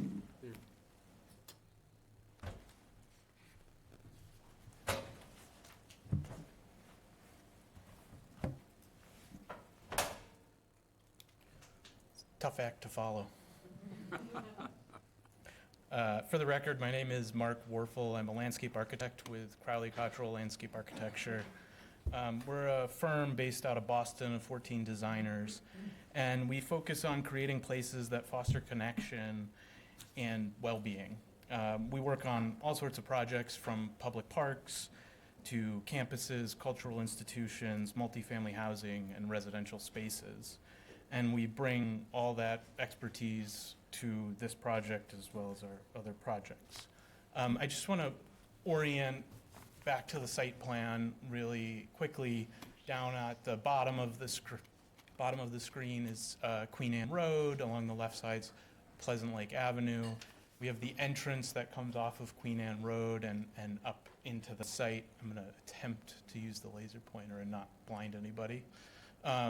So as you come into the site, we have a series of crosswalks crossing the drive aisles adjacent to the parking, and these add connectivity to the circulation of sidewalks. So we have a sidewalk that runs in front of all of the units, and then there's an internal loop around the central green.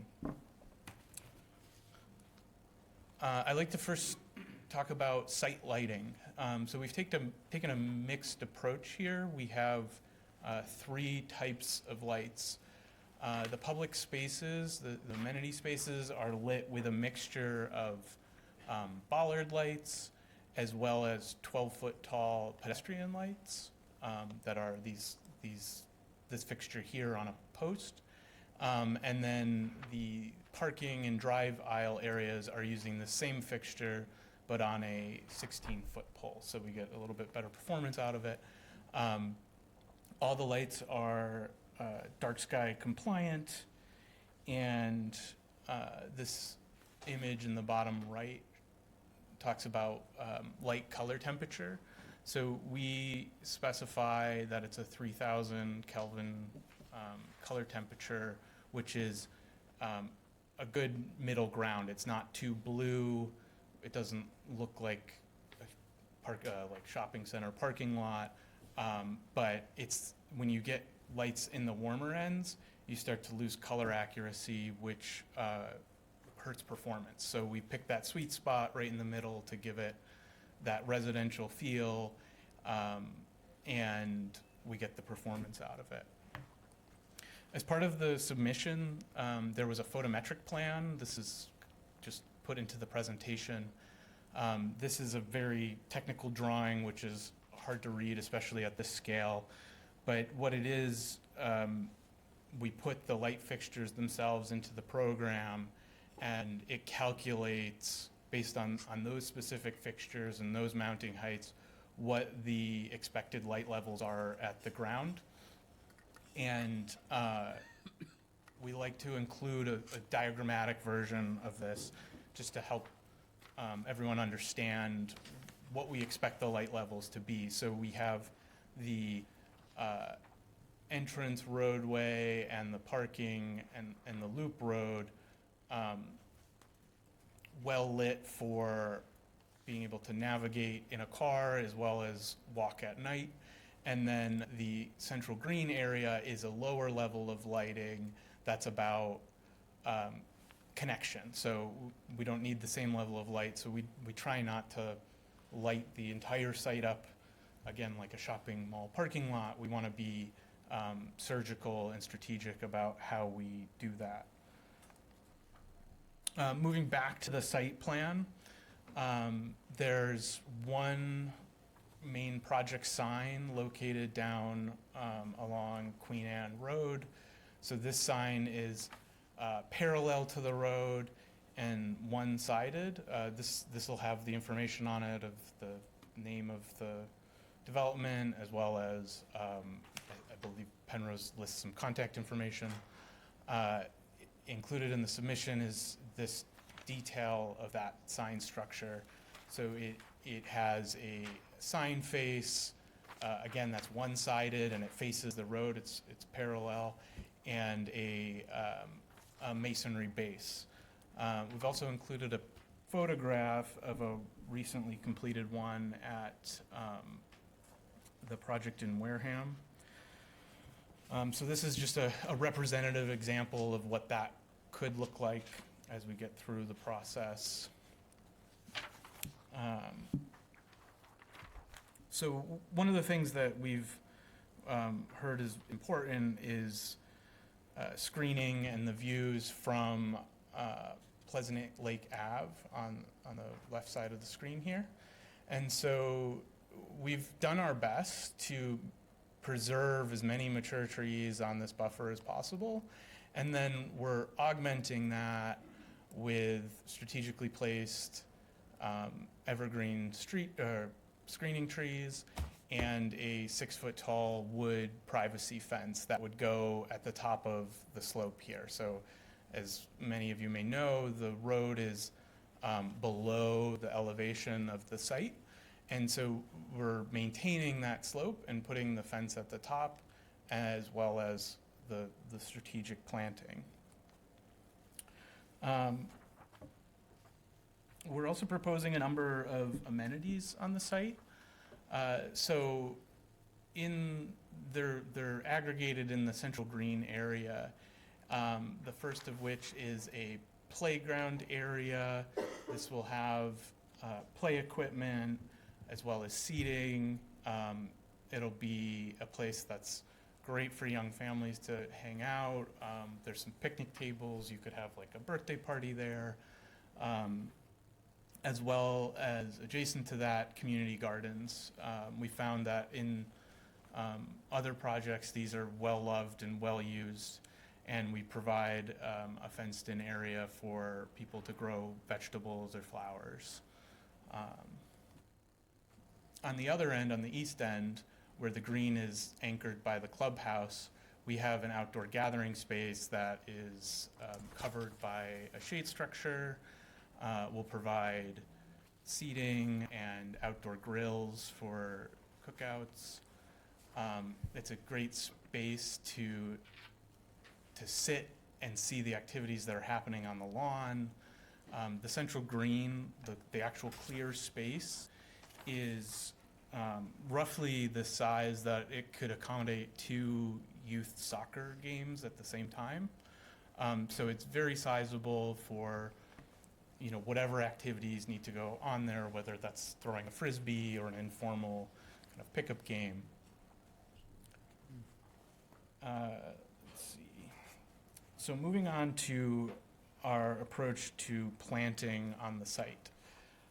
We have a couple different strategies. So adjacent to the roads, we want to create a structure of street trees.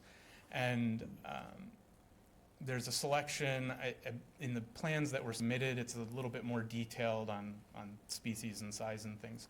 But for the sake of this presentation, there's a selection of street trees that are well suited for this site and this kind of use. We're also looking at the foundation planting around the buildings, which is a mixture of evergreen and deciduous shrubs, as well as ground covers located adjacent to the buildings and amenity spaces. We're proposing a number of flowering trees to add seasonal interest. And then for the buffer plantings at the edge, we've endured to preserve as many trees as possible, and I think you've heard some bit about the buffer planting along Queen Anne Road, but we're also being strategic around kind of all the edges. So where we can, we're trying to be as tight as possible to preserve any trees on the edges, and then we're supplementing those with a mixture of deciduous and evergreen trees. All the planting proposed here is native to Massachusetts and well-suited to the Cape. We've done a lot of work out here, so we know these work. It's also, when we did our site investigations, we identified a number of species that we found on site, and we're kind of supplementing with those species, with the idea that at the buffer, we're creating this nice vibrant edge that functions as a screening buffer, but also is ecological. What species, excuse me, are you using in the west edge along Pleasant Lake, that the buffer by the fence? What are you using there? Those, I believe, are cedars, eastern red cedars, I believe. I don't see that on your list. I believe Yeah, that's second right, down. Second right down. here, yeah. Or sorry, right here, yeah. And then further up, there's some oaks where we're able to preserve more of the existing trees. We've introduced some more oaks.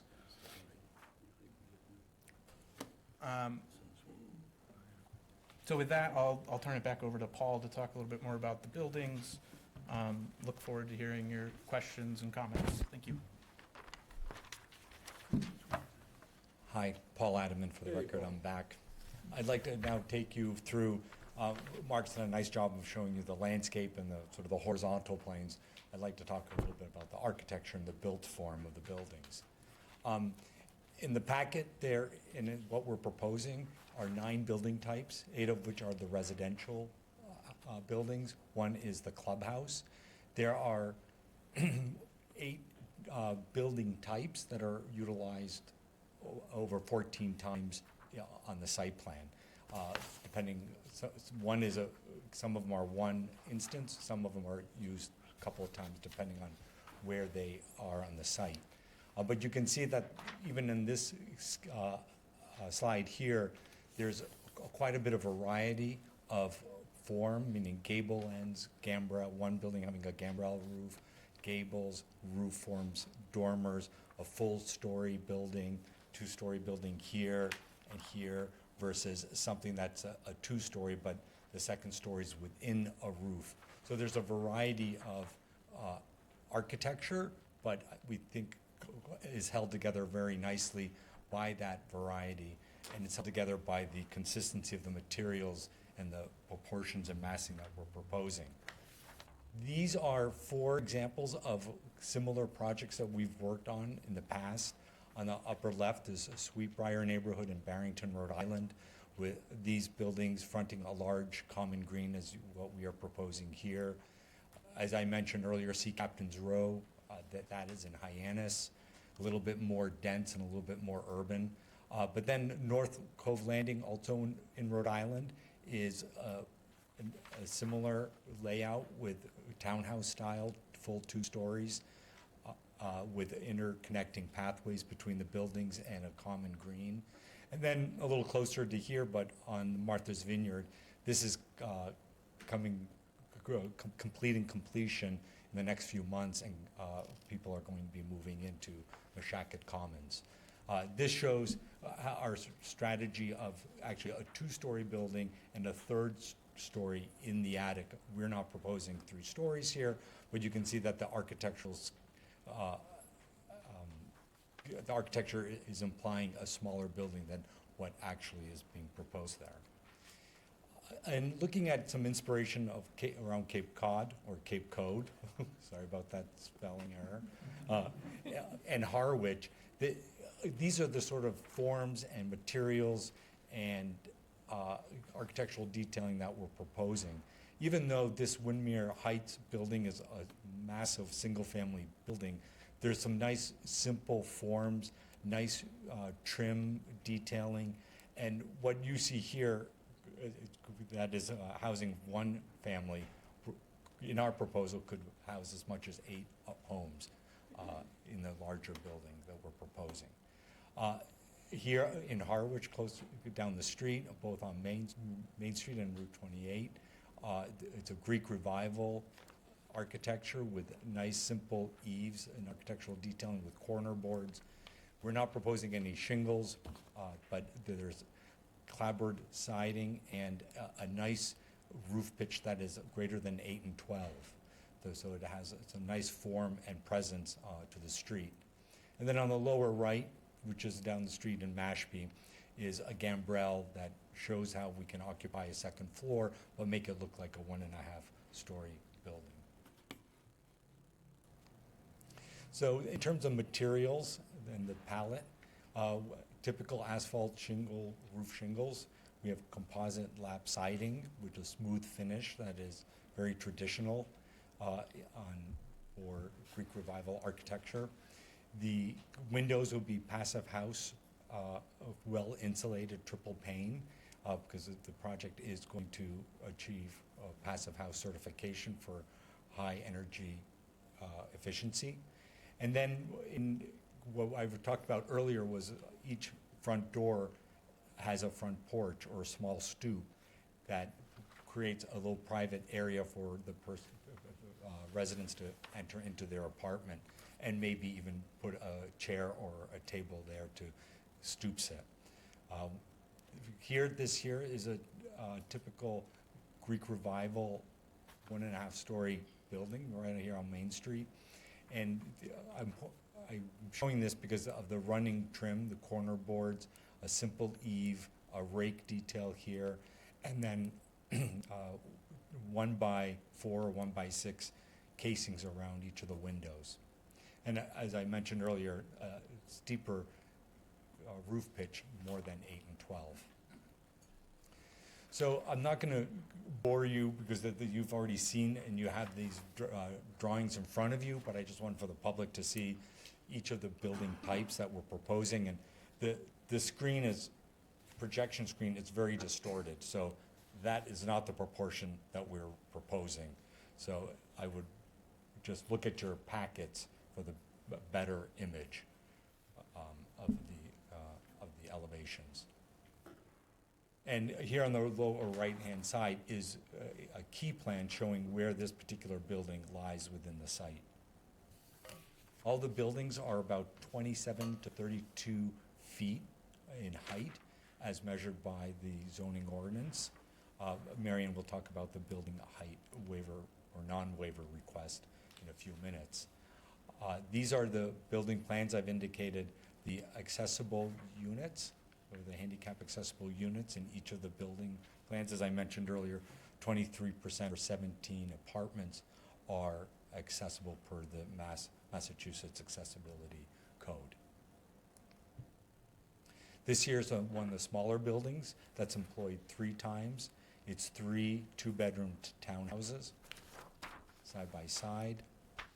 Those are the plans with all the living on the ground floor, a front entry door, and then a back door to a small patio. Every apartment has a enclosed storage shed that's attached to the building. Here's another 3-bed, no, actually, I'm sorry, this is 4 1-bedroom units. So this apartment has its own front door. This apartment on the ground floor has its own front door. The 2 1-bedrooms above share a common stair. And you can see that common stair right here. Coming up to the second floor, you enter off of that common stair to that 1-bedroom apartment. You'll see that this here's 2 stories on one side, 1 story on the other, because on the left, that 1-story portion is a fully accessible ADA apartment.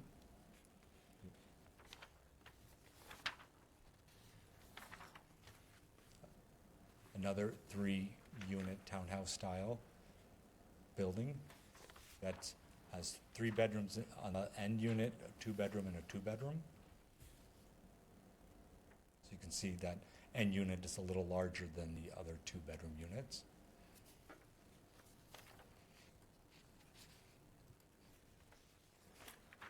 And then this one now, earlier when Ryan talked about us responding to comments from different boards and also the site conditions that we started to understand much better as we were beginning to design this site, what happened was a lot of the buildings were pushed uphill away from Queen Anne Road. And in order to make some, the room to do that, we had to join a couple of the smaller buildings to one another. And therefore, we've ended up with 3 larger buildings. They're still 2 stories, they're just longer. And so what you can see is that on the left-hand side, if this was a center line here, these 4 units that we have employed elsewhere is just mirrored to the other side and combined to be one larger building.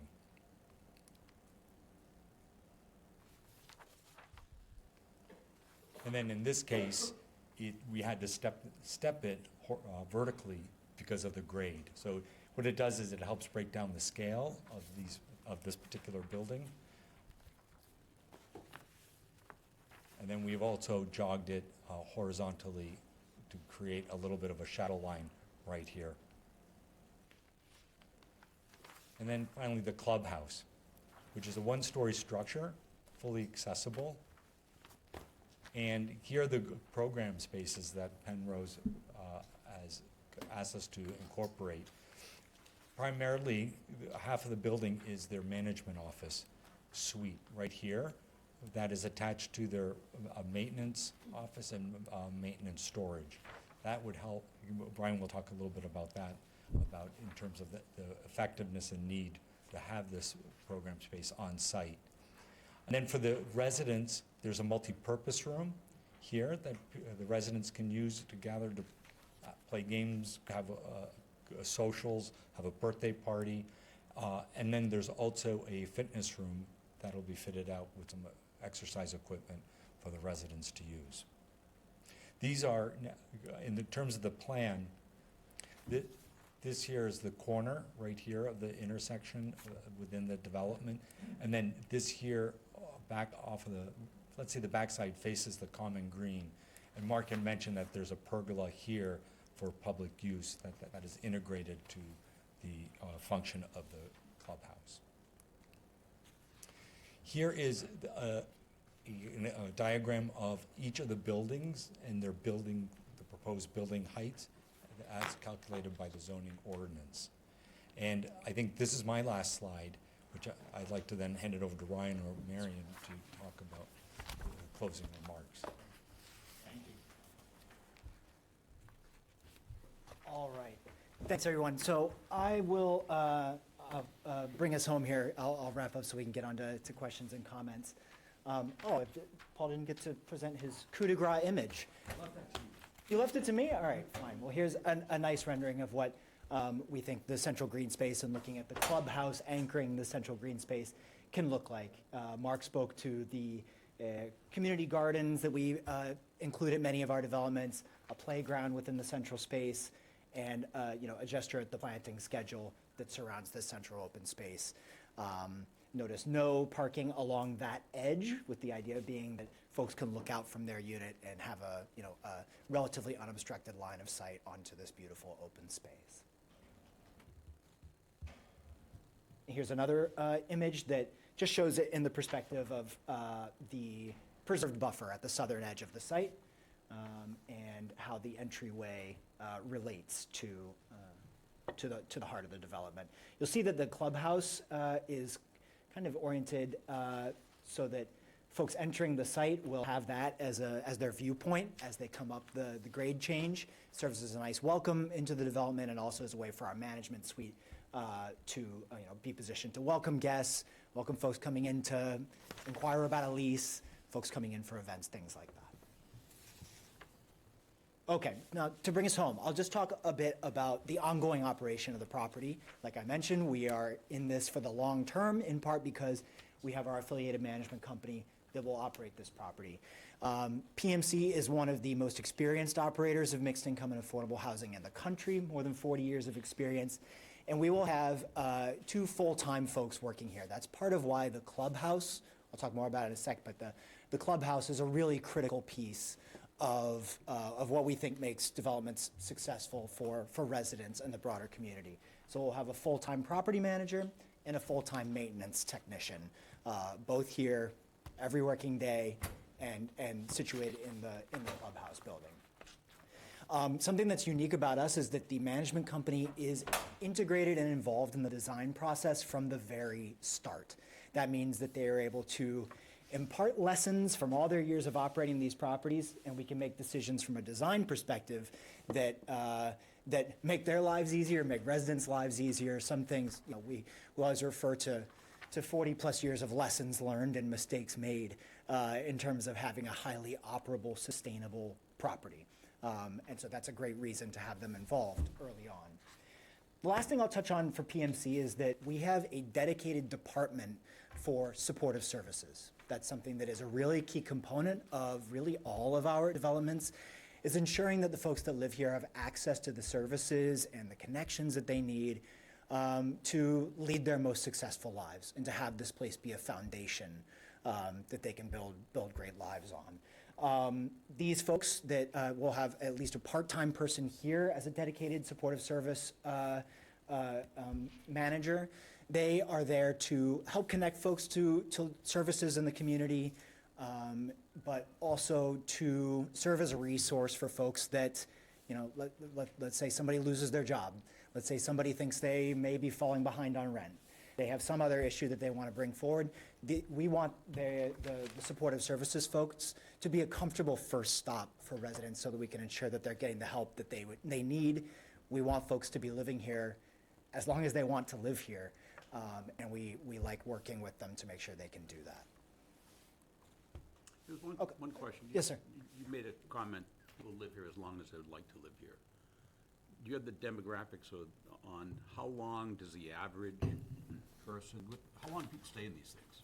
I don't know actually what the measurable number is, but we can look into that for our next hearing. Because that is a comment that comes up that how does this compare to someone owning their own home, which is they're there for a long time? Yeah.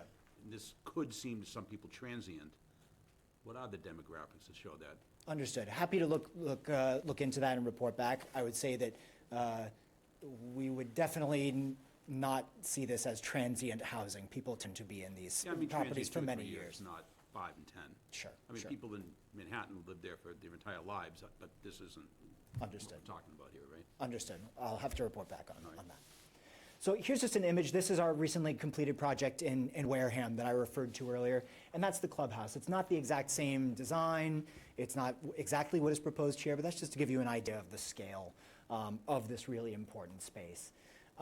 What's in there, Paul showed the plans earlier. Its primary purpose is to be the management and maintenance offices and storage space that'll help run the site. But we'll also have the resident fitness center he spoke about, and then we'll have a community room. Its primary purpose usually is for residents to have events, to get together, play games, have meetings like Paul mentioned. But at our properties, we are always more than happy to welcome the community by appointment for folks to have events here. And that's something that we see happen a lot. People from the local Council on Aging, the YMCA, the local library, the Boys and Girls Club, ask and come and use these spaces, and we are more than happy to host people here. We love that. Okay. All right, so just to wrap up, wanted to reiterate our thanks for having us. Thank you for your attention. We've said a lot here. This is an amazing opportunity to have town-owned land dedicated to the creation of affordable housing, to have a affordable housing trust that not only advocates for affordable housing, but kind of puts their money where their mouth is and acquires parcels like this, and to have town leaders that appreciate the need for affordable housing in Harwich, on the Cape, in the Commonwealth. It's rarer than you think. It's a tremendous opportunity. So we're very excited to work with folks and work with the community on this. We hope you can feel the care and the attention that has gone into these plans. We look forward to further refining it with you. And with that, thanks again, and we'll take your questions and comments. Okay, thank you.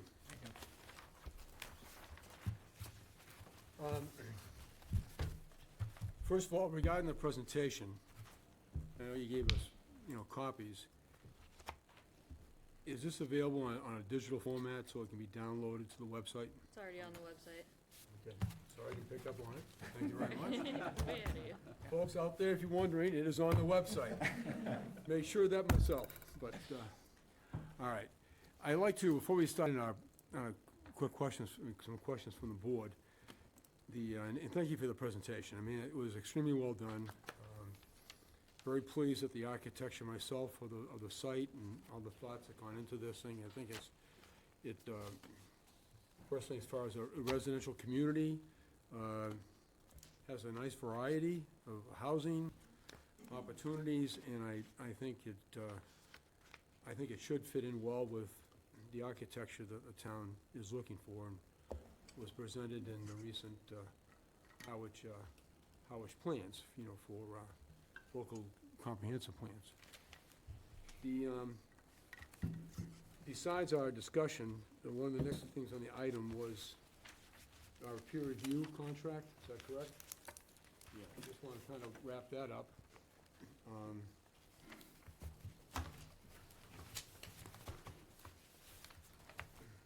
Now, I'm assuming, folks, you've seen a copy of this, or you have not? I have, yes. Okay, all right. So at this stage, Christine and Amy is looking for client authorization, which I believe, this is going to be done by the town administrator, correct? The select board chair has already, They've already set with it, go? oh no, I was thinking of something else. Scope of work for VHB. Because I don't believe there's anything for us to authorize for a board here today, correct? You're voting on the, No, we're going to vote on it. yeah? Yeah. Okay. We're voting on We all it. looked Just at the it. person not approving the funding, we don't have the authority. So we're just voting on, this is who we're choosing? Thank you Okay. for that clarification. Since In we the, have in one the scope choice. of, the scope of work. Correct. Oh, and the scope of work. Now, our last go-through, we find ourselves at the end of the game having additional funds, additional building that was done. How is that being addressed as far as that requirement, and make sure that we're properly notified in advance that there's an additional professional time by VHB, so that we're not surprised and that the applicant's not surprised? Correct, and I think they included that in their scope of work and the estimated amount of funding that they're requesting. Okay. But anyways, if in case they find themselves going against a budget, they're going to notify us. Correct. Okay, all right. Okay, board members, I mean, I had looked at the overall first couple pages and costs and so forth, and fairly familiar with it from the last time. Anybody have any questions regarding the selection of VHB for the peer review? The only question I had was regarding their meeting attendance. Is that cumulative? Or, they list 2 for civil and site and stormwater, 2 for traffic impact and access studies. I assume that's 4 visits, 4 meetings they're coming for, not? Yeah, because it would be different people. Okay. So just to make sure that's clear. Now, is that, obviously, they're saying 4 meetings, is that gonna include the February meeting? Because it, basically, I don't know if we're gonna be having, their first meeting of the peer review is gonna be at some point in March, end of March, or early April. It looks like early April. They're saying estimated completion of March 31st. Right. So what 4 meetings are they talking about that they're making themselves available for? Any 4 meetings that we request them to be there once they have the report done. Yeah. Okay. I was in communication with VHB, and they do expect to have at least the traffic review done sometime in February, even So they though we're could, not gonna be reviewing that in February. well, They anticipate well, that. if they're gonna be done in February, could we have the traffic review done in February? Possibly, yes. All right, so Possibly. let's try to I can get them have- for the February 26th. Let's try to give them a goal to get the traffic study completed, by the February 26th meeting. They indicated that could be done. All right, excellent. So we can count on them being there for the 26th. Because I'd rather be able to break this up a little bit and, get the information while we're young.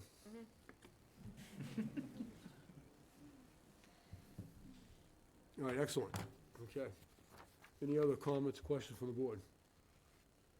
I'd like to make a motion that we approve VHB as the peer review company for this 40B application. Second? All right? All those in favor? Aye. Aye. Okay.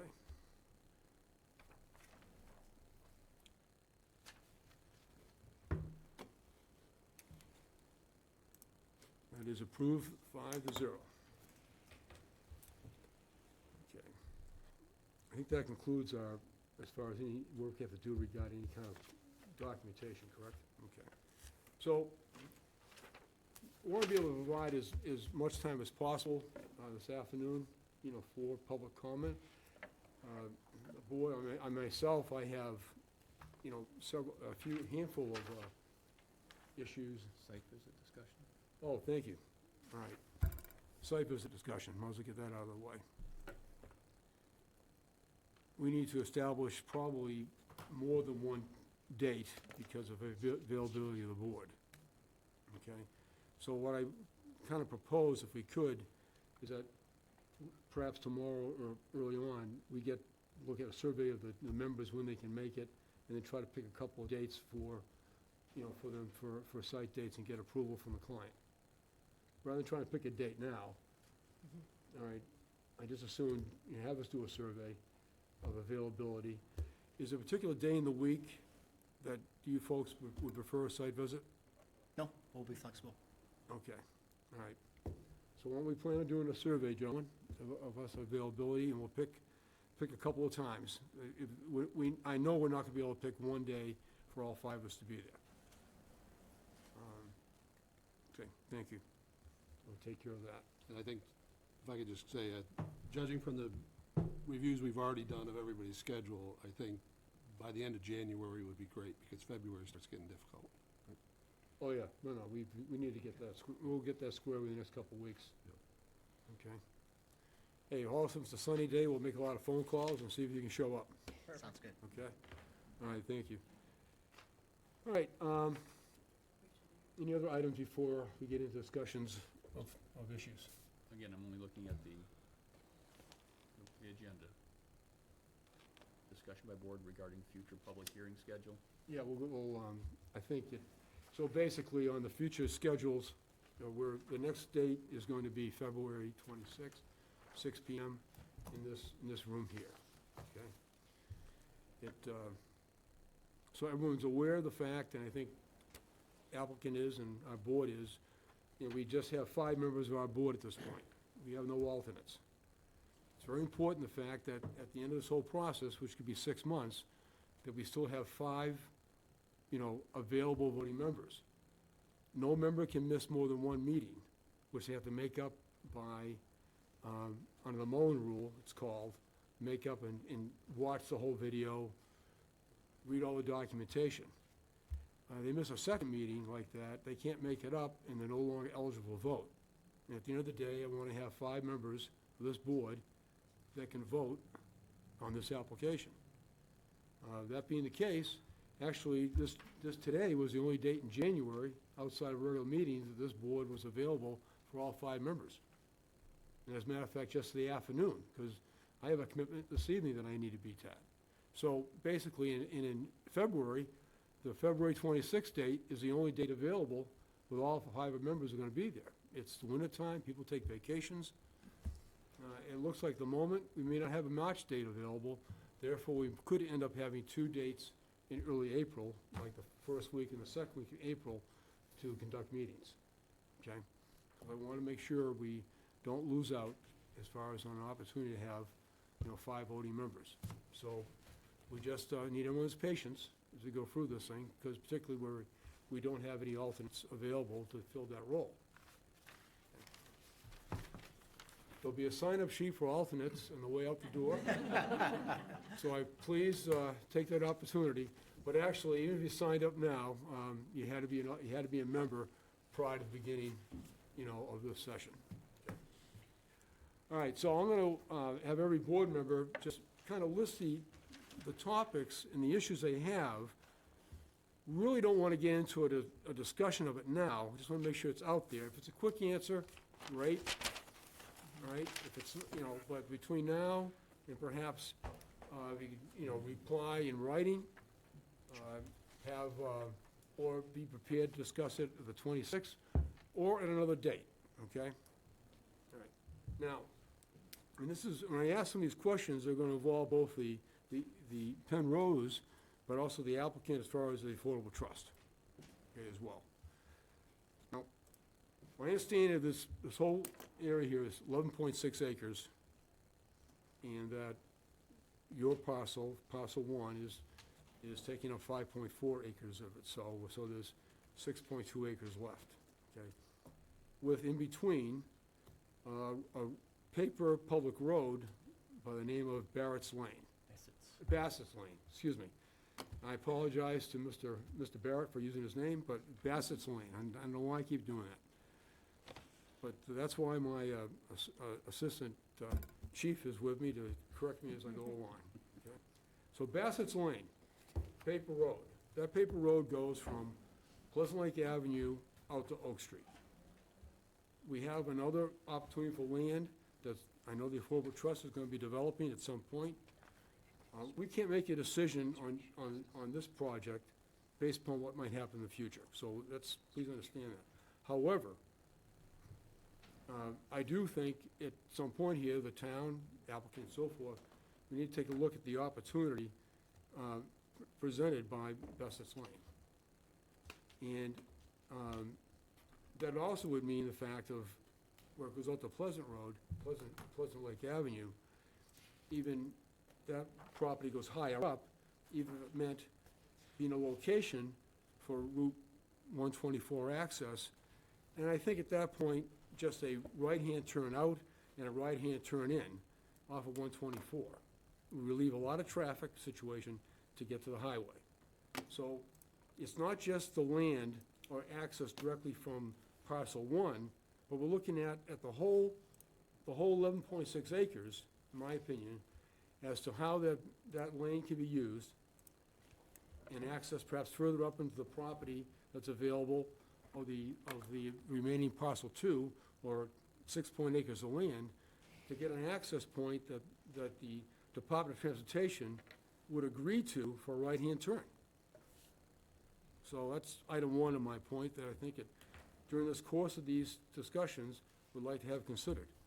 Now, of course, if that road, that lane gets developed, that would require a capital commitment by the town to see that it's done, all right?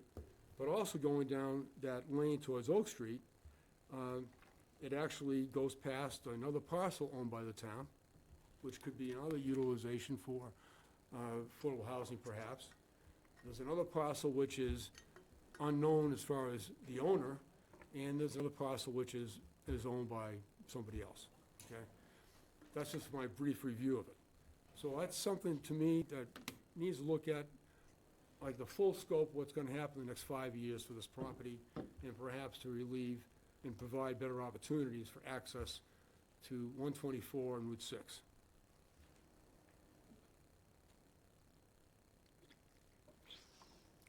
Excuse me.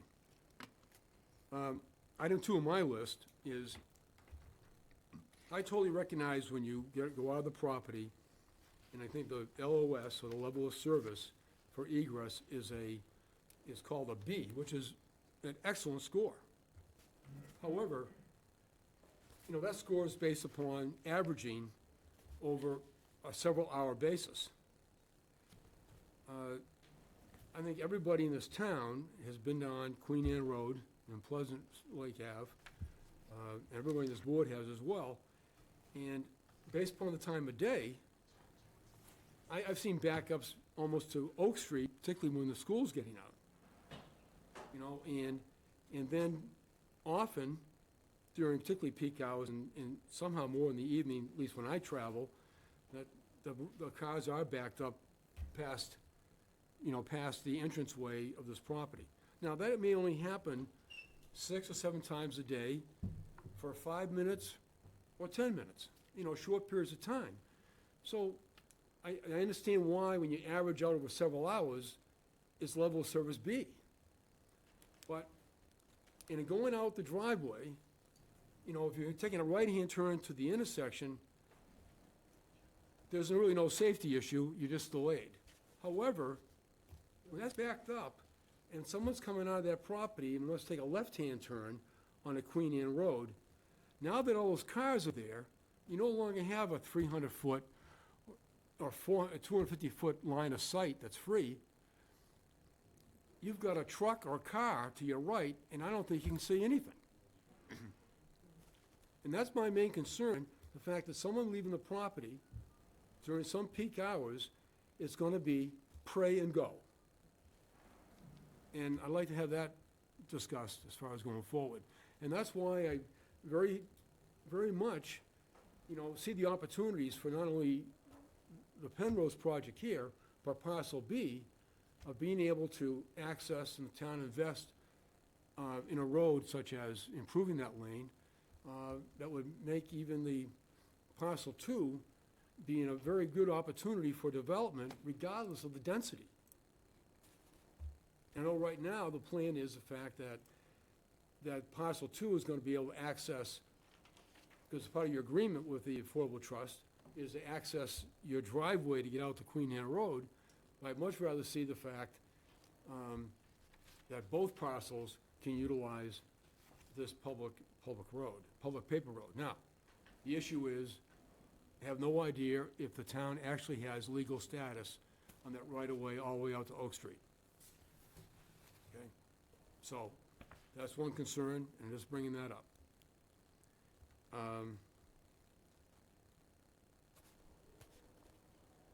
Part of the affordability in the number of units, and I want to commend Penrose for this whole, and working with the Affordable Trust for having 100% of it be below 100% AMI. Of course, you got 9 units that are above 80% and going to be under 100%. Now, I don't know if that means that you're going to be, the rent is going to be 99% of AMI or 82%. And I don't know if between yourselves and the Affordable Trust and perhaps the Harwich Housing Advocate, if those became market rate units, totally market rate units, if that might provide an opportunity, and again, there's nothing this board has jurisdiction over, but an opportunity to provide even a lower rate rentals, past the 50% range that you have in your schedule. Okay? Just a thought, if you might consider that. If that is an opportunity to make a few, 9 more apartments more affordable because you take 9 units and make a market rate.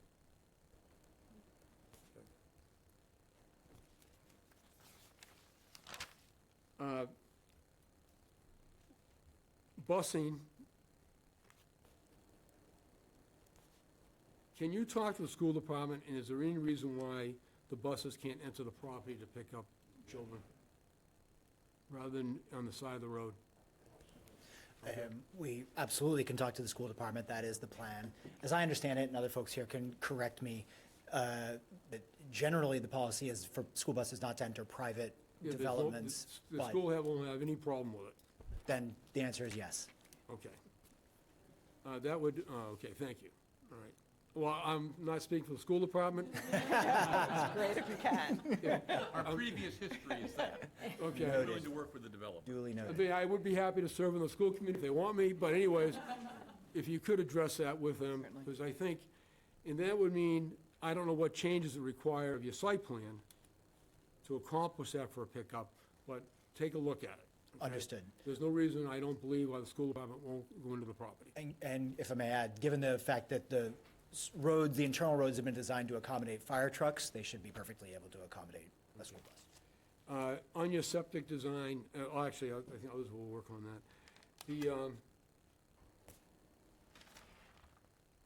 When you get into the stormwater management, you mentioned, and I wasn't familiar with the rates, and it indicates 2, 10, 25, and then 100.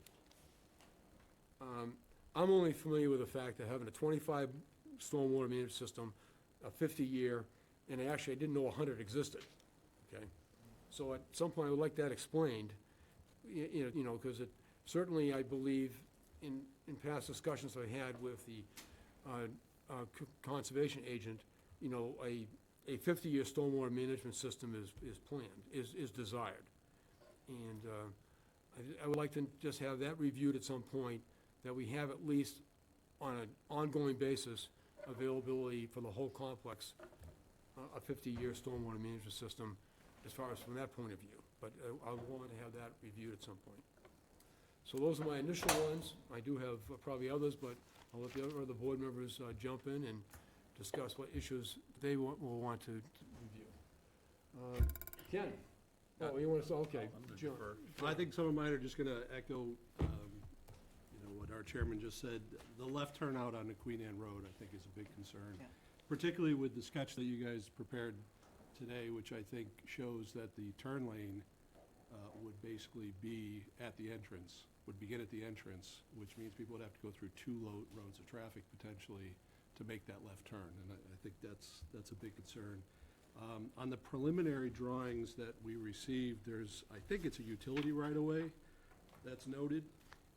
And I don't see any mention of it in the other presentations today, so I'm just curious how that's maintained and whether it's still required and is gonna go away, or is somehow accommodated. But it looks to me like the landscape drawings show it being landscaped, where right now it shows as a right-of-way on, at least on the drawings that we received with the initial package.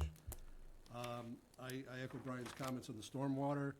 And just from myself looking at the drawings and my understanding, it looks like there's a lot of catch basins on the entrance and around the say east side of the property, but on the west end, it looks like there's very few catch basins, and with the slope, I'm just wondering, what calculations led to there's about a 50 to 100-foot stretch there where there's no catch basins. I'm just wondering how that ties in with the stormwater. And then on the septic, which I'm sure there'll be a lot of public interest in, as well as, I think, not looking for it today, but obviously a deeper understanding of the technology, the nitrogen loading, everything in regards to that it is not a treatment facility, it is a septic system. So I think a deeper understanding of that would be required. Understood. Thank you. Before we go forward, Larry, do you have to adjourn your meeting at this point? I know that one of your members left. I don't think we officially do. I will at the end of the meeting.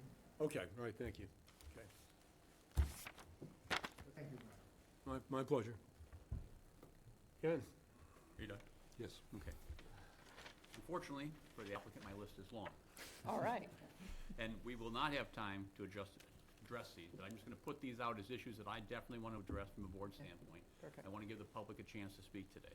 But at this point, and these are just, I'm using your pro forma on this statement. Your rents do not appear to be affordable based on pro forma, so I'm certain that I'm reading it incorrectly. So we're going to need some clarification. We're actually going to want to see a rent schedule for each of the units. So rents. Something that was huge when I looked at was the fact that this was not going to be affordable into perpetuity. I realize the state from a 40B, I believe, requires only 25% to be into perpetuity. This appears to have a 50-year sunset provision that I would find very, very difficult to get around. Another one is parking. And that leads me to the last one, which of course is your entire waiver request, which we haven't even begun to discuss. But parking, I don't get it. You've got 70-some units, and by standard, by code, it should be 102. Where are visitors gonna park? Where's Uber gonna park? Where's U-Haul gonna go? Where are the employees gonna go? I think that's totally an inadequate number, and once again, I would be very hard-pressed to approve a waiver for that many fewer spaces, especially knowing that 20% of them have been designated as EV, electric vehicles, and only 4 of them handicap. I understand 4 handicap does meet the standard by the state. I'm not sure where you pick 20%, because if you're going to restrict only EV vehicles for that, affordable housing and EV vehicles don't always go really close together, at least not as my perception would be. And what else have I got here that are big? There are a lot of littler things.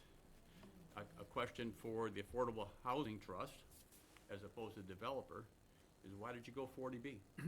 Why didn't you agree to go through the process? I don't understand why town-owned land is going to circumvent all of our rules. Why wouldn't we go through the process? And maybe there's a reason for that. I don't know it, but that's a big question that I have. Let's see, groundwater treatment. I was surprised to hear, and did I hear it right? Your transformers are above ground, so this is gonna be underground, you're gonna have poles and wires? That's a question? I'll defer to our civil All engineer. right, that's, Yeah. we'll cover it at a later The date. wires are buried, but the All transformers right, themselves we are. can cover that later. Well, the turn lanes and traffic, my cohorts have covered that very well. I think that's probably enough for now. I'll stop. Thank you. Thank you. Actually, when he brought it up on handicap parking, you have 4 spaces, I think. I'm assuming at least one of them is van accessible? Okay. Now, reading regulations on handicap parking, my understanding is that the requirement is they all have to be available within 200 feet of an entrance that someone's going to. And I could be wrong about that thing, but just from looking up state requirements, one code I meant was a 200-foot, within 200 feet. Other than that, because somehow I think for handicap parking, being even, 50 feet is a lot, but state code is 200 feet. So I'd like to know the fact that all 4 of those handicap parking spots are available within the state requirement of 200 feet. Al?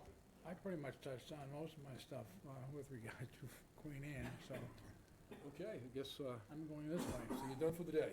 I'm done. All right. Chris? Well, the advantage of going last is most stuff's already been covered. We'll get you first the next time, I'm sorry. It's okay, I'm good with this. So, that left turn lane onto Queen and obviously terrifies anybody that's driven on it, let alone the people coming out. I'll be one of the people T-boning them, so I don't really want to be, I don't know whether you can put a box in there, do not park here, increases the sight line.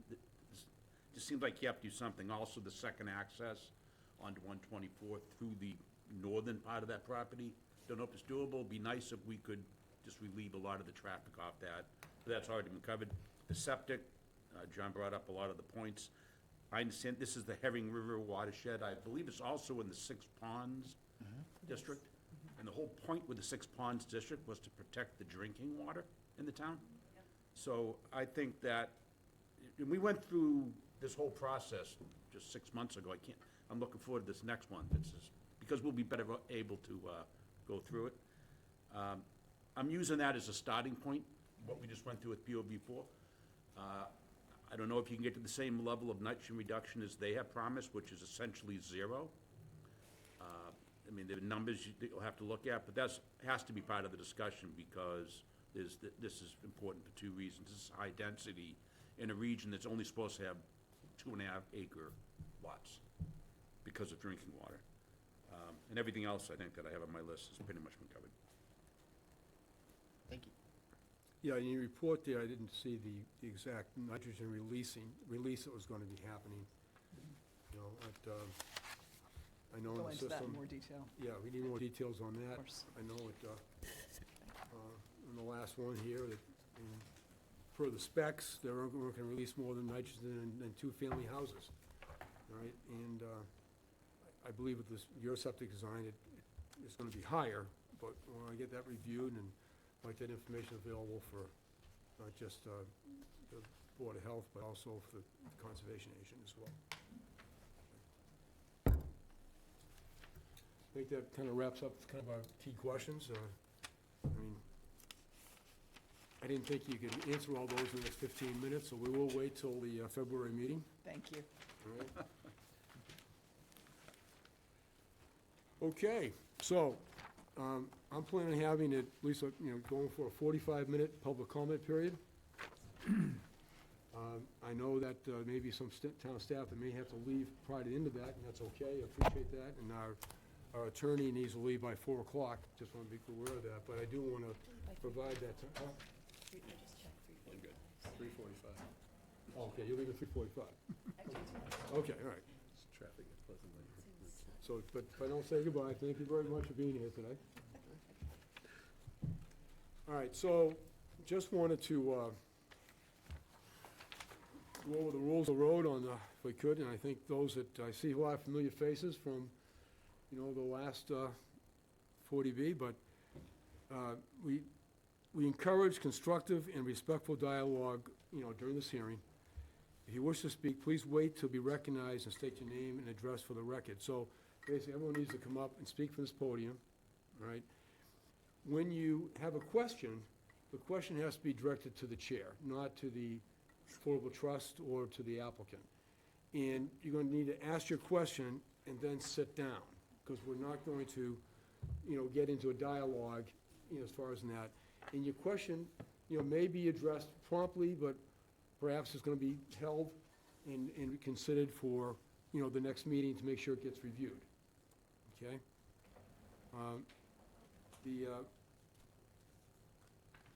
When speaking, please consider comments previously made, and if possible, adjust your statement to expand upon previous opinions rather than repeat them.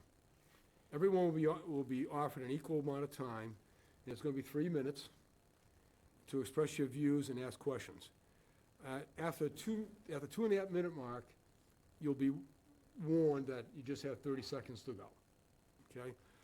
As I said, questions be directed to the chair. And because, mainly some of these questions are going to maybe repetitive and maybe require, some thought from both the board as well as the applicant. Okay? And our goal is to hear as many people as possible, so we'll, at this point, at, say, 4:15, we're going to, call that at a, off, and then we'll finish the last 15 minutes or so in discussion with the board and the applicant and so forth. Okay? So, who would like to be first up? Raise your hand, and if you could, go ahead, I'm Well, I sorry. just want to make a public statement here. Brian has asked me to be the timekeeper. Do not shoot the messenger. I'm not going to warn you. I'm just going to advise you that you have about 30 seconds left. Of course, if you compliment the board, you get an extra 10 seconds. I just want you to know that.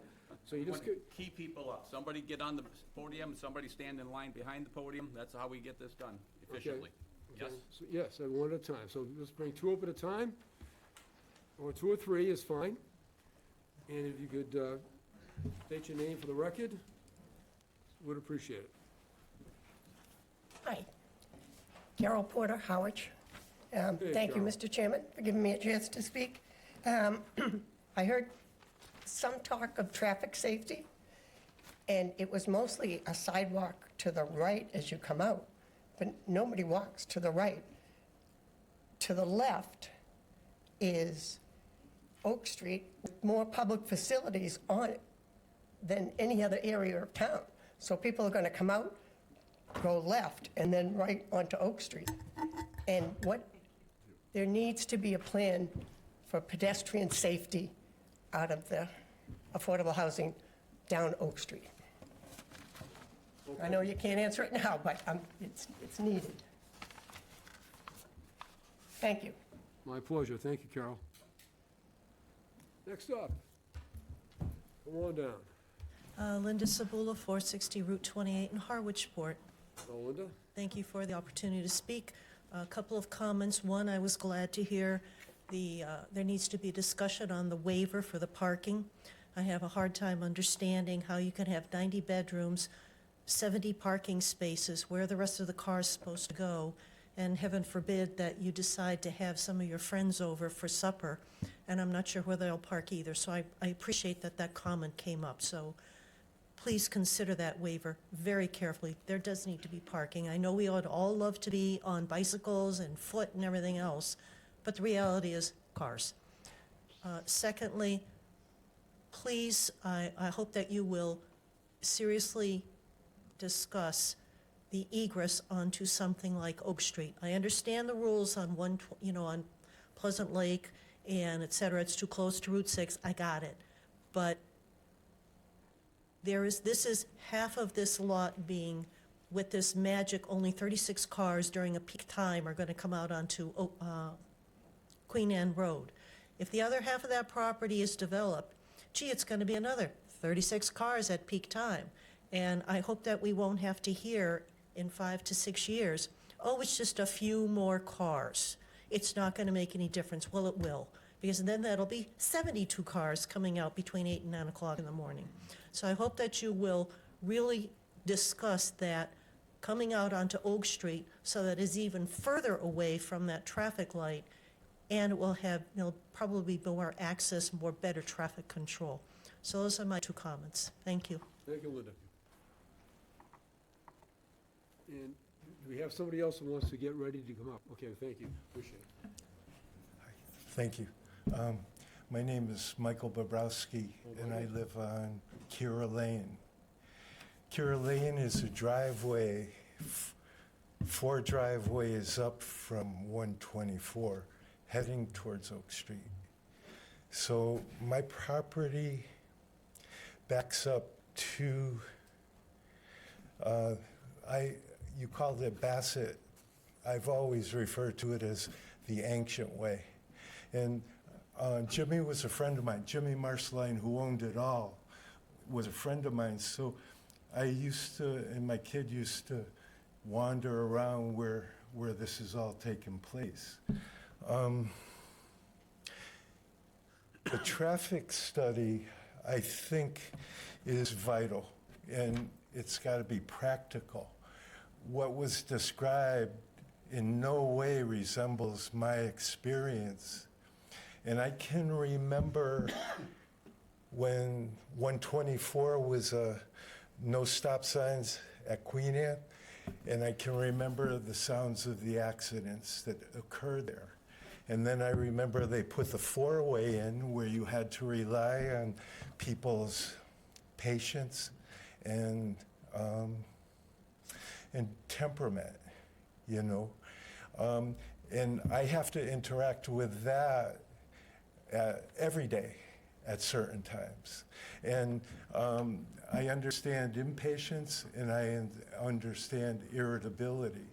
And both of those are variables that can't be ignored when it's so close, and it requires, it's going to require patience and respect. And we're human, so it's going to have to be gently controlled or explicitly controlled for it to be safe.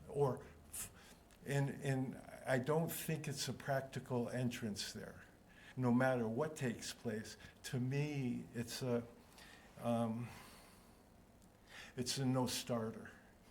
If I want to be reasonable, it's not, like that. Anyways. Well, thank you, Michael. And do we have a second person want to get in line, or? Okay. Thank you, sir. Sure. Thank you, Mr. Chair. Herb Raphael, 473 Queen Anne Road. So that's directly opposite, this practically directly opposite where this entrance is proposed. And I think all the points have been made about traffic is bad enough there already. And so this just exacerbates the situation. So I don't want to get into that. I do want to say the main point I want to make is that this project can't be looked at piecemeal if, in fact, the town is contemplating additional development on the remaining land. And by building an entrance onto Queen Anne Road, by putting the exit road onto Queen Anne Road, you're handcuffing yourself as a town, because any future development is going to, where is it going to go? It's going to go to Queen Anne Road. If we want to look at we should be looking at the big picture, which is if, in fact, there's contemplated development in that area back there, and Bassett's Road exists as a dirt road, the town should super seriously consider making that the entrance and exit for this development, because it not only remedies the problem, all these problems we spent, half the time we've been talking about the traffic problem. It virtually eliminates that problem. It lets these people exit on a nice, quiet road. I'm not speaking for the people on Oak Street, but by exiting on Oak Street traffic-wise, all of our problems virtually evaporate. Not to mention the problems for future development in the back virtually evaporating. And so I seriously propose that Oak Street exit off Bassett Lane is the solution to this development. Thank you. Thank you very much. You have next person up besides, thank you. Good afternoon, Mr. Chair. Thanks for the opportunity to speak. Julie Kavanaugh, and just want to put in a couple comments on a positive note. I think certainly it's wonderful to have debate, and that's what we're here for in a public forum, and all the different issues regarding, density and traffic, et cetera, always need to be discussed. I would also say that the town, we all need to acknowledge that the town has not done some major infrastructure improvements over the course of many years in terms of 124 and further down Queen Anne. So those are all helpful and healthy discussions. But I also want to just point out that I was part of the select board when we were lucky enough to get the Marceline property, and which was such a win for us, the town. I also want to point out, as we debate traffic, we also have to think about how many people we've been losing. And not to dwell on a negative note, but the population is aging. And so some of that traffic is going to disappear. There's nothing we can do about that. But at the same token, we have a younger crew of people in middle-class families, people who need affordable housing. And ultimately, that's what we're trying to achieve here. The trust has done an amazing job. I congratulate Penrose as well on the thorough approach. One thing I think this firm has done that many firms don't do is they've involved their landscape architect from the get-go. A lot of times that's an afterthought. I think we can see in the plans they're well-designed, thorough, and thoughtful. And all of us need to be thoughtful in what we do for our town and housing, but we can't continue to try to cripple it with only complaints about traffic. Some of these traffic things will be improved. Some of the problems involve the state. I hope that there'll be some solutions to those things, but I also want to remind everybody of the lack of housing and how much work has gone in to this plot, to this plan by the board, by the select board. And this board, Housing Trust, has to build affordable housing. They can't build market rate housing. So this project has a main goal. We need to be thoughtful of all of those in our community who have nowhere to go and are leaving. And that includes our young people getting out of college. That includes people 30, 40, 50 years old. 30 seconds. Thank you.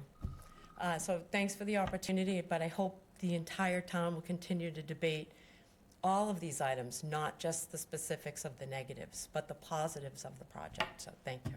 Thank you, Julie. And do we have our next person to get in line? Okay, thank you. Yes, sir. Van Cachadorian, I'm a member of the House Youth and Rec Commission. I want to support the comment that the chair made about the youngsters and they're standing on that Queen Anne Road area. I think it's very, very important for the safety of those youngsters that the bus goes up and around and pick those kids up somewhere within that structure. Because I think that when you have 30, 40 kids standing outside in that egress area, you might have some serious issues with kids running around and just jostling the way they do. So I think that's important. Secondly, with the Pine Oaks 4 and this new development that we're talking about, has anyone done any kind of an impact study as to what it means for our police, our fire, and our own infrastructure in terms of the cost factors that might be added to all of the other aspects, schools, for example, and so on and so forth. So I think there are a lot of things to think about as we move forward. Thank you. Thank you. Thank you, Dan. Appreciate it. And do we have another person to get in line? My name is Joanne Smith, and I live next to Mr. Pina's, which is 2 doors down on Queen Anne from the proposed Marceline development. And to Mr. Timer, I actually timed this at home, and I'm at 3 minutes. I will talk very quickly. I am reading it because I'm a really nervous person. This is not my deal. Give it 10 extra seconds. So here we go. Thanks. Respect the land, because once it's developed, there's no do-over. Please take a step back, pause, and look around our town. There are numerous large development projects currently underway, including low-income housing. We truly do not yet understand their full impact on our resources, natural environment, and traffic. Until these projects have been completed and we have lived with their effects for some time, we cannot definitively assess their consequences. For this reason and others, I respectfully ask that the Marceline Land Development at 456 Queen Anne Road be placed on a temporary hold until these concerns are fully evaluated. I want to briefly address affordable housing more broadly. While it absolutely has its place, we should be honest about what most of it is, rental housing. Renting rarely offers pride of ownership, is often transient. Most people rent only until they can hopefully save enough for a down payment on a home or a condo. On Cape Cod, however, both rental and home ownership options are extremely expensive. Many people are struggling just to get by, let alone save. I was thinking about Mr. Marceline, who I knew pretty well and would go over and pick butternut squash with him. And I wondered what he would like seen happening with his land so it helps Harwich residents and workers. Why not think more innovatively? Harwich and Penrose could become a model for other communities by requiring that low-income developments include a portion of units, apartments, condos, or small homes designed specifically for rent-to-buy programs. Imagine being a young family or couple where part of your monthly rent goes toward eventual ownership instead of disappearing into a bottomless pit. While such programs would require careful planning and coordination, the benefits could be significant. Higher tenant retention, greater community stability, and real pathways to home ownership. This approach would show that Harwich values not just affordable rentals, but affordable home ownership, and is committed to keeping young families and working residents in our community rather than forcing them to move away. Developers still succeed as rent is paid, condo apartment fees once owned, and less rental turnover. Initially, one building or set of units is designated for affordable rent-to-buy ownership opportunities, and as the need arises with periodic evaluation, we add more units to the rent-to-buy. Ultimately, this is about thoughtful stewardship of our town. Growth should be deliberate, transparent, and aligned with the long-term well-being of Harwich, not rushed or driven by short-term pressures. I ask that we slow down, fully evaluate the cumulative impact of current developments, and seriously consider innovative housing solutions that promote stability, ownership, and community. We owe it to our Harwich residents, especially young families and future homeowners, to be thoughtful, transparent, and forward-looking. Affordable housing should offer more than a temporary place to live. It should offer a pathway to belonging and permanence. Let's slow down and choose a course that protects our land, strengthens our community, and preserves the character of Harwich to those who call it home now and in the future. Did I do it? Not even close, but I didn't. So, I tried. Let you finish. So, yeah, that was basically it. I just want people to feel that we're more certain what we are doing and the decisions we make, we're proud of years from now. So, that's it. Thank you. Thank you. I think you set the gold standard for getting ready for. Well, Penrose, there you go. Thank you very much. Is there anyone else in the public that would like to speak regarding this case at this point? And anyone that had already spoken that would like to say anything more? I mean, that's fine. Is there anyone online? Ooh, thank you very much. Can you tell from, do we have anyone online that would like to speak?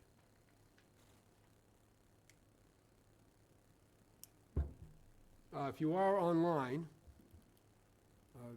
you're listening to Radio Sullivan here, but if you could indicate, send a text, or go Raise your hands. go visual, raise your hand, and we'll have you speak.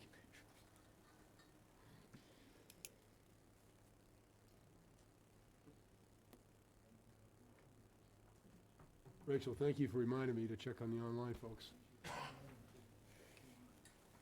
Do we have anybody? Okay, no one's indicated. Okay.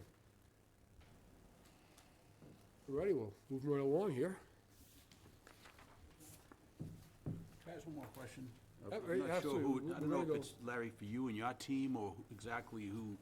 I have a question, I had a question on the demographics, and that's something I think you guys should be able to provide, just on, you rent out tons of these properties. You know how long people stayed there, right? But another comment that you see a lot, we heard a lot, is where are all these people gonna work? We're doing all this workforce or affordable housing, but are people gonna create jobs? And obviously, half the people that work on the Cape come over the bridge. Right? So half the people that work on the Cape actually come over the bridge to work on the Cape. Today. Today, yes. They don't actually live here. So I'm suspecting that a lot of those people are looking for homes here. Do you have any data on that? Because all the traffic, instead of coming up Route 6, they're gonna be coming out of this development, Yeah. so it's a net zero. I don't have data on that. I think if you read the housing production report, those reports, there's, everyone, a lot of people just keep looking for houses. I know, for example, I'm on the board of Otter Cape Health Services, the health center in Harwichport, and we really struggle hiring nurses, PAs, just no place to live. We get people coming, and it's not, and a lot of those will fit into this affordable category because, the area AMI is high enough that would help us out. We heard, I think, last year from our superintendent at a similar meeting on housing that it forces them not always to hire the teachers they want because there's nothing available here. So I don't have specific numbers, but I have the anecdotal numbers that I know personally are a struggle. And that's what we're trying to meet. I would, a lot of discussions come up on the northern part of the property, and I'll just plead, we really haven't talked about that much yet because we want to take off what we could, what's the term? You don't want to get above your station. We don't want to take on more than we could chew. And just, brief hallway discussions, that gives us some opportunity to do what I think someone mentioned of maybe doing some single houses there that are affordable. It gives us an opportunity to maybe do some joint projects with Harwich Conservation Trust. We're just leaving that open. But I do agree with all the comments we've made that if we could do something with Bassett Lane going either direction, that's vital. And we keep talking about that. I know we've had discussions with Ryan and Carmen, that's discussion we've had and keep having. That would solve a lot of problems. But I don't know much more to add to that. I do know. I know it's probably tough to find that data, right, but it seems Yeah. obvious that. Well, a couple of years ago, Chris, I was listening to the radio and they were commenting that over half our workers come in from off Cape. And it was, and their data, it was Cape Cod Commission. I don't want to get political, but I don't always believe what the Cape Cod Commission says. And in this case, I said, well, that's crazy. And then I drove to Hyannis. I live in East Harwich, drove to Hyannis this time of year in the morning, and the road was packed. I said, well, okay, maybe they are right. Well, we had to go to something in Sandwich at 5 o'clock at night and had 3 traffic jams on 6 getting off Cape. Yeah. This is after the summer, this is just. And so there's reason to believe that it'd be nice if some of those folks could live here. Thank you. Any other questions from the board members to the applicant, or? The only question, I was gonna say, there seemed to be a little head shaking when I was asking about that right away. It's on the initial drawings that you guys presented, if you're looking for. Sure, we'll take a look at that. It was on that initial set down here. And you're suggesting they can't build over top of the right-of-way? Well, I'm suggesting, it seems to be included as part of the site plan now for the project. We'll check. And not noted on the site plan for the project. So if there is a right-of-way that needs to be honored in some way, it seems to have disappeared between this set of drawings and the set of drawings you presented today. So that was my only question, is what happened to it. Reading the note, it seems to me it's a utility right-of-way, which seems odd because there's nothing there. But my background's construction, so I do know how to read a drawing. So it was just a question of what happened to the right-of-way. All right, we'll look into it. Thank you. You mentioned having those additional full-size plans be available for us? They've been delivered to Rachel, I believe. They're in my office. Okay, excellent, thank you. Do you have any other further questions? No. Right. I have one, I think I talked briefly to Vanessa about this, but obviously a lot of discussion regarding the lanes going into the intersection, so forth, and sidewalks or whatever it might be. I don't believe a survey of current conditions showing right away exists, okay, that I've seen. And it is not, this board cannot require the applicant to do a survey of that. However, between yourselves, Affordable Trust, whatever, I think it'd be helpful, and after perhaps you have an opportunity to talk to the highway director, Lincoln Hooper and check what his records might be to verify, what the status is and survey the fact of what the right-of-way is available, okay? I think it'd be helpful for all of us, okay, whether it's discussion of, and again, this board, we're not in a position to say, recommend that, yes, you guys, put a sidewalk in. That's all the town and the public, public access and what the town wants to decide to do eventually, regarding updating the infrastructure is something we've been looking for, okay?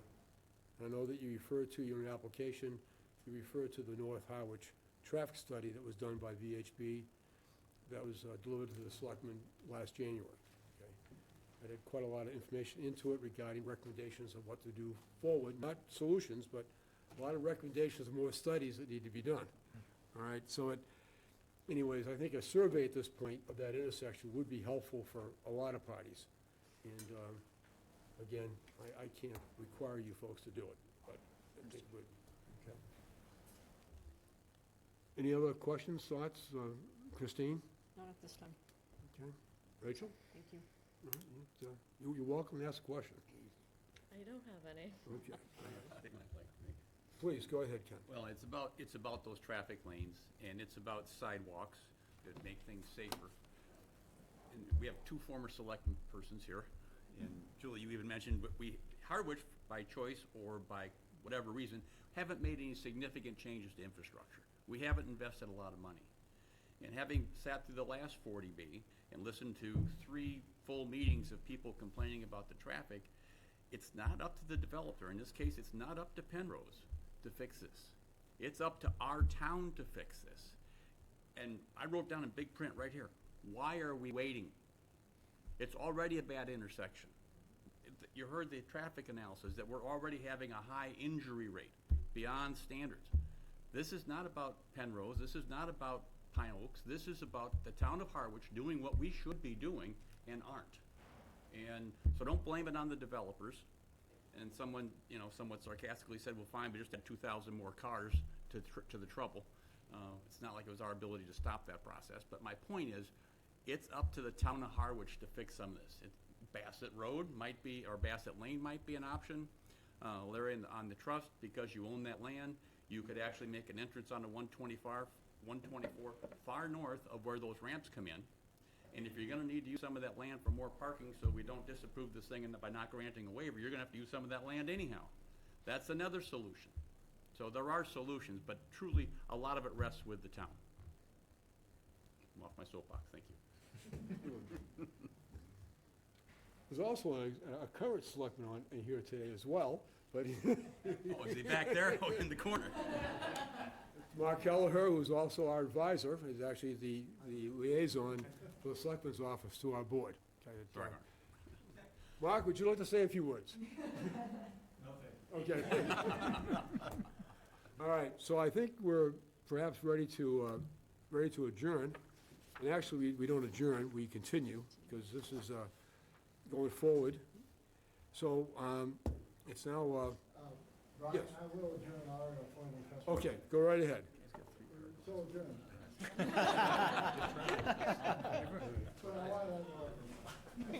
All right, so I'd like to make a motion that I move to continue case number 2026-01, Harwich Affordable Housing Trust through their agent Penrose LLC to a scheduled public hearing on February 26, 2026 at the Harwich Town Hall, 732 Main Street, deciding not before 6 p.m.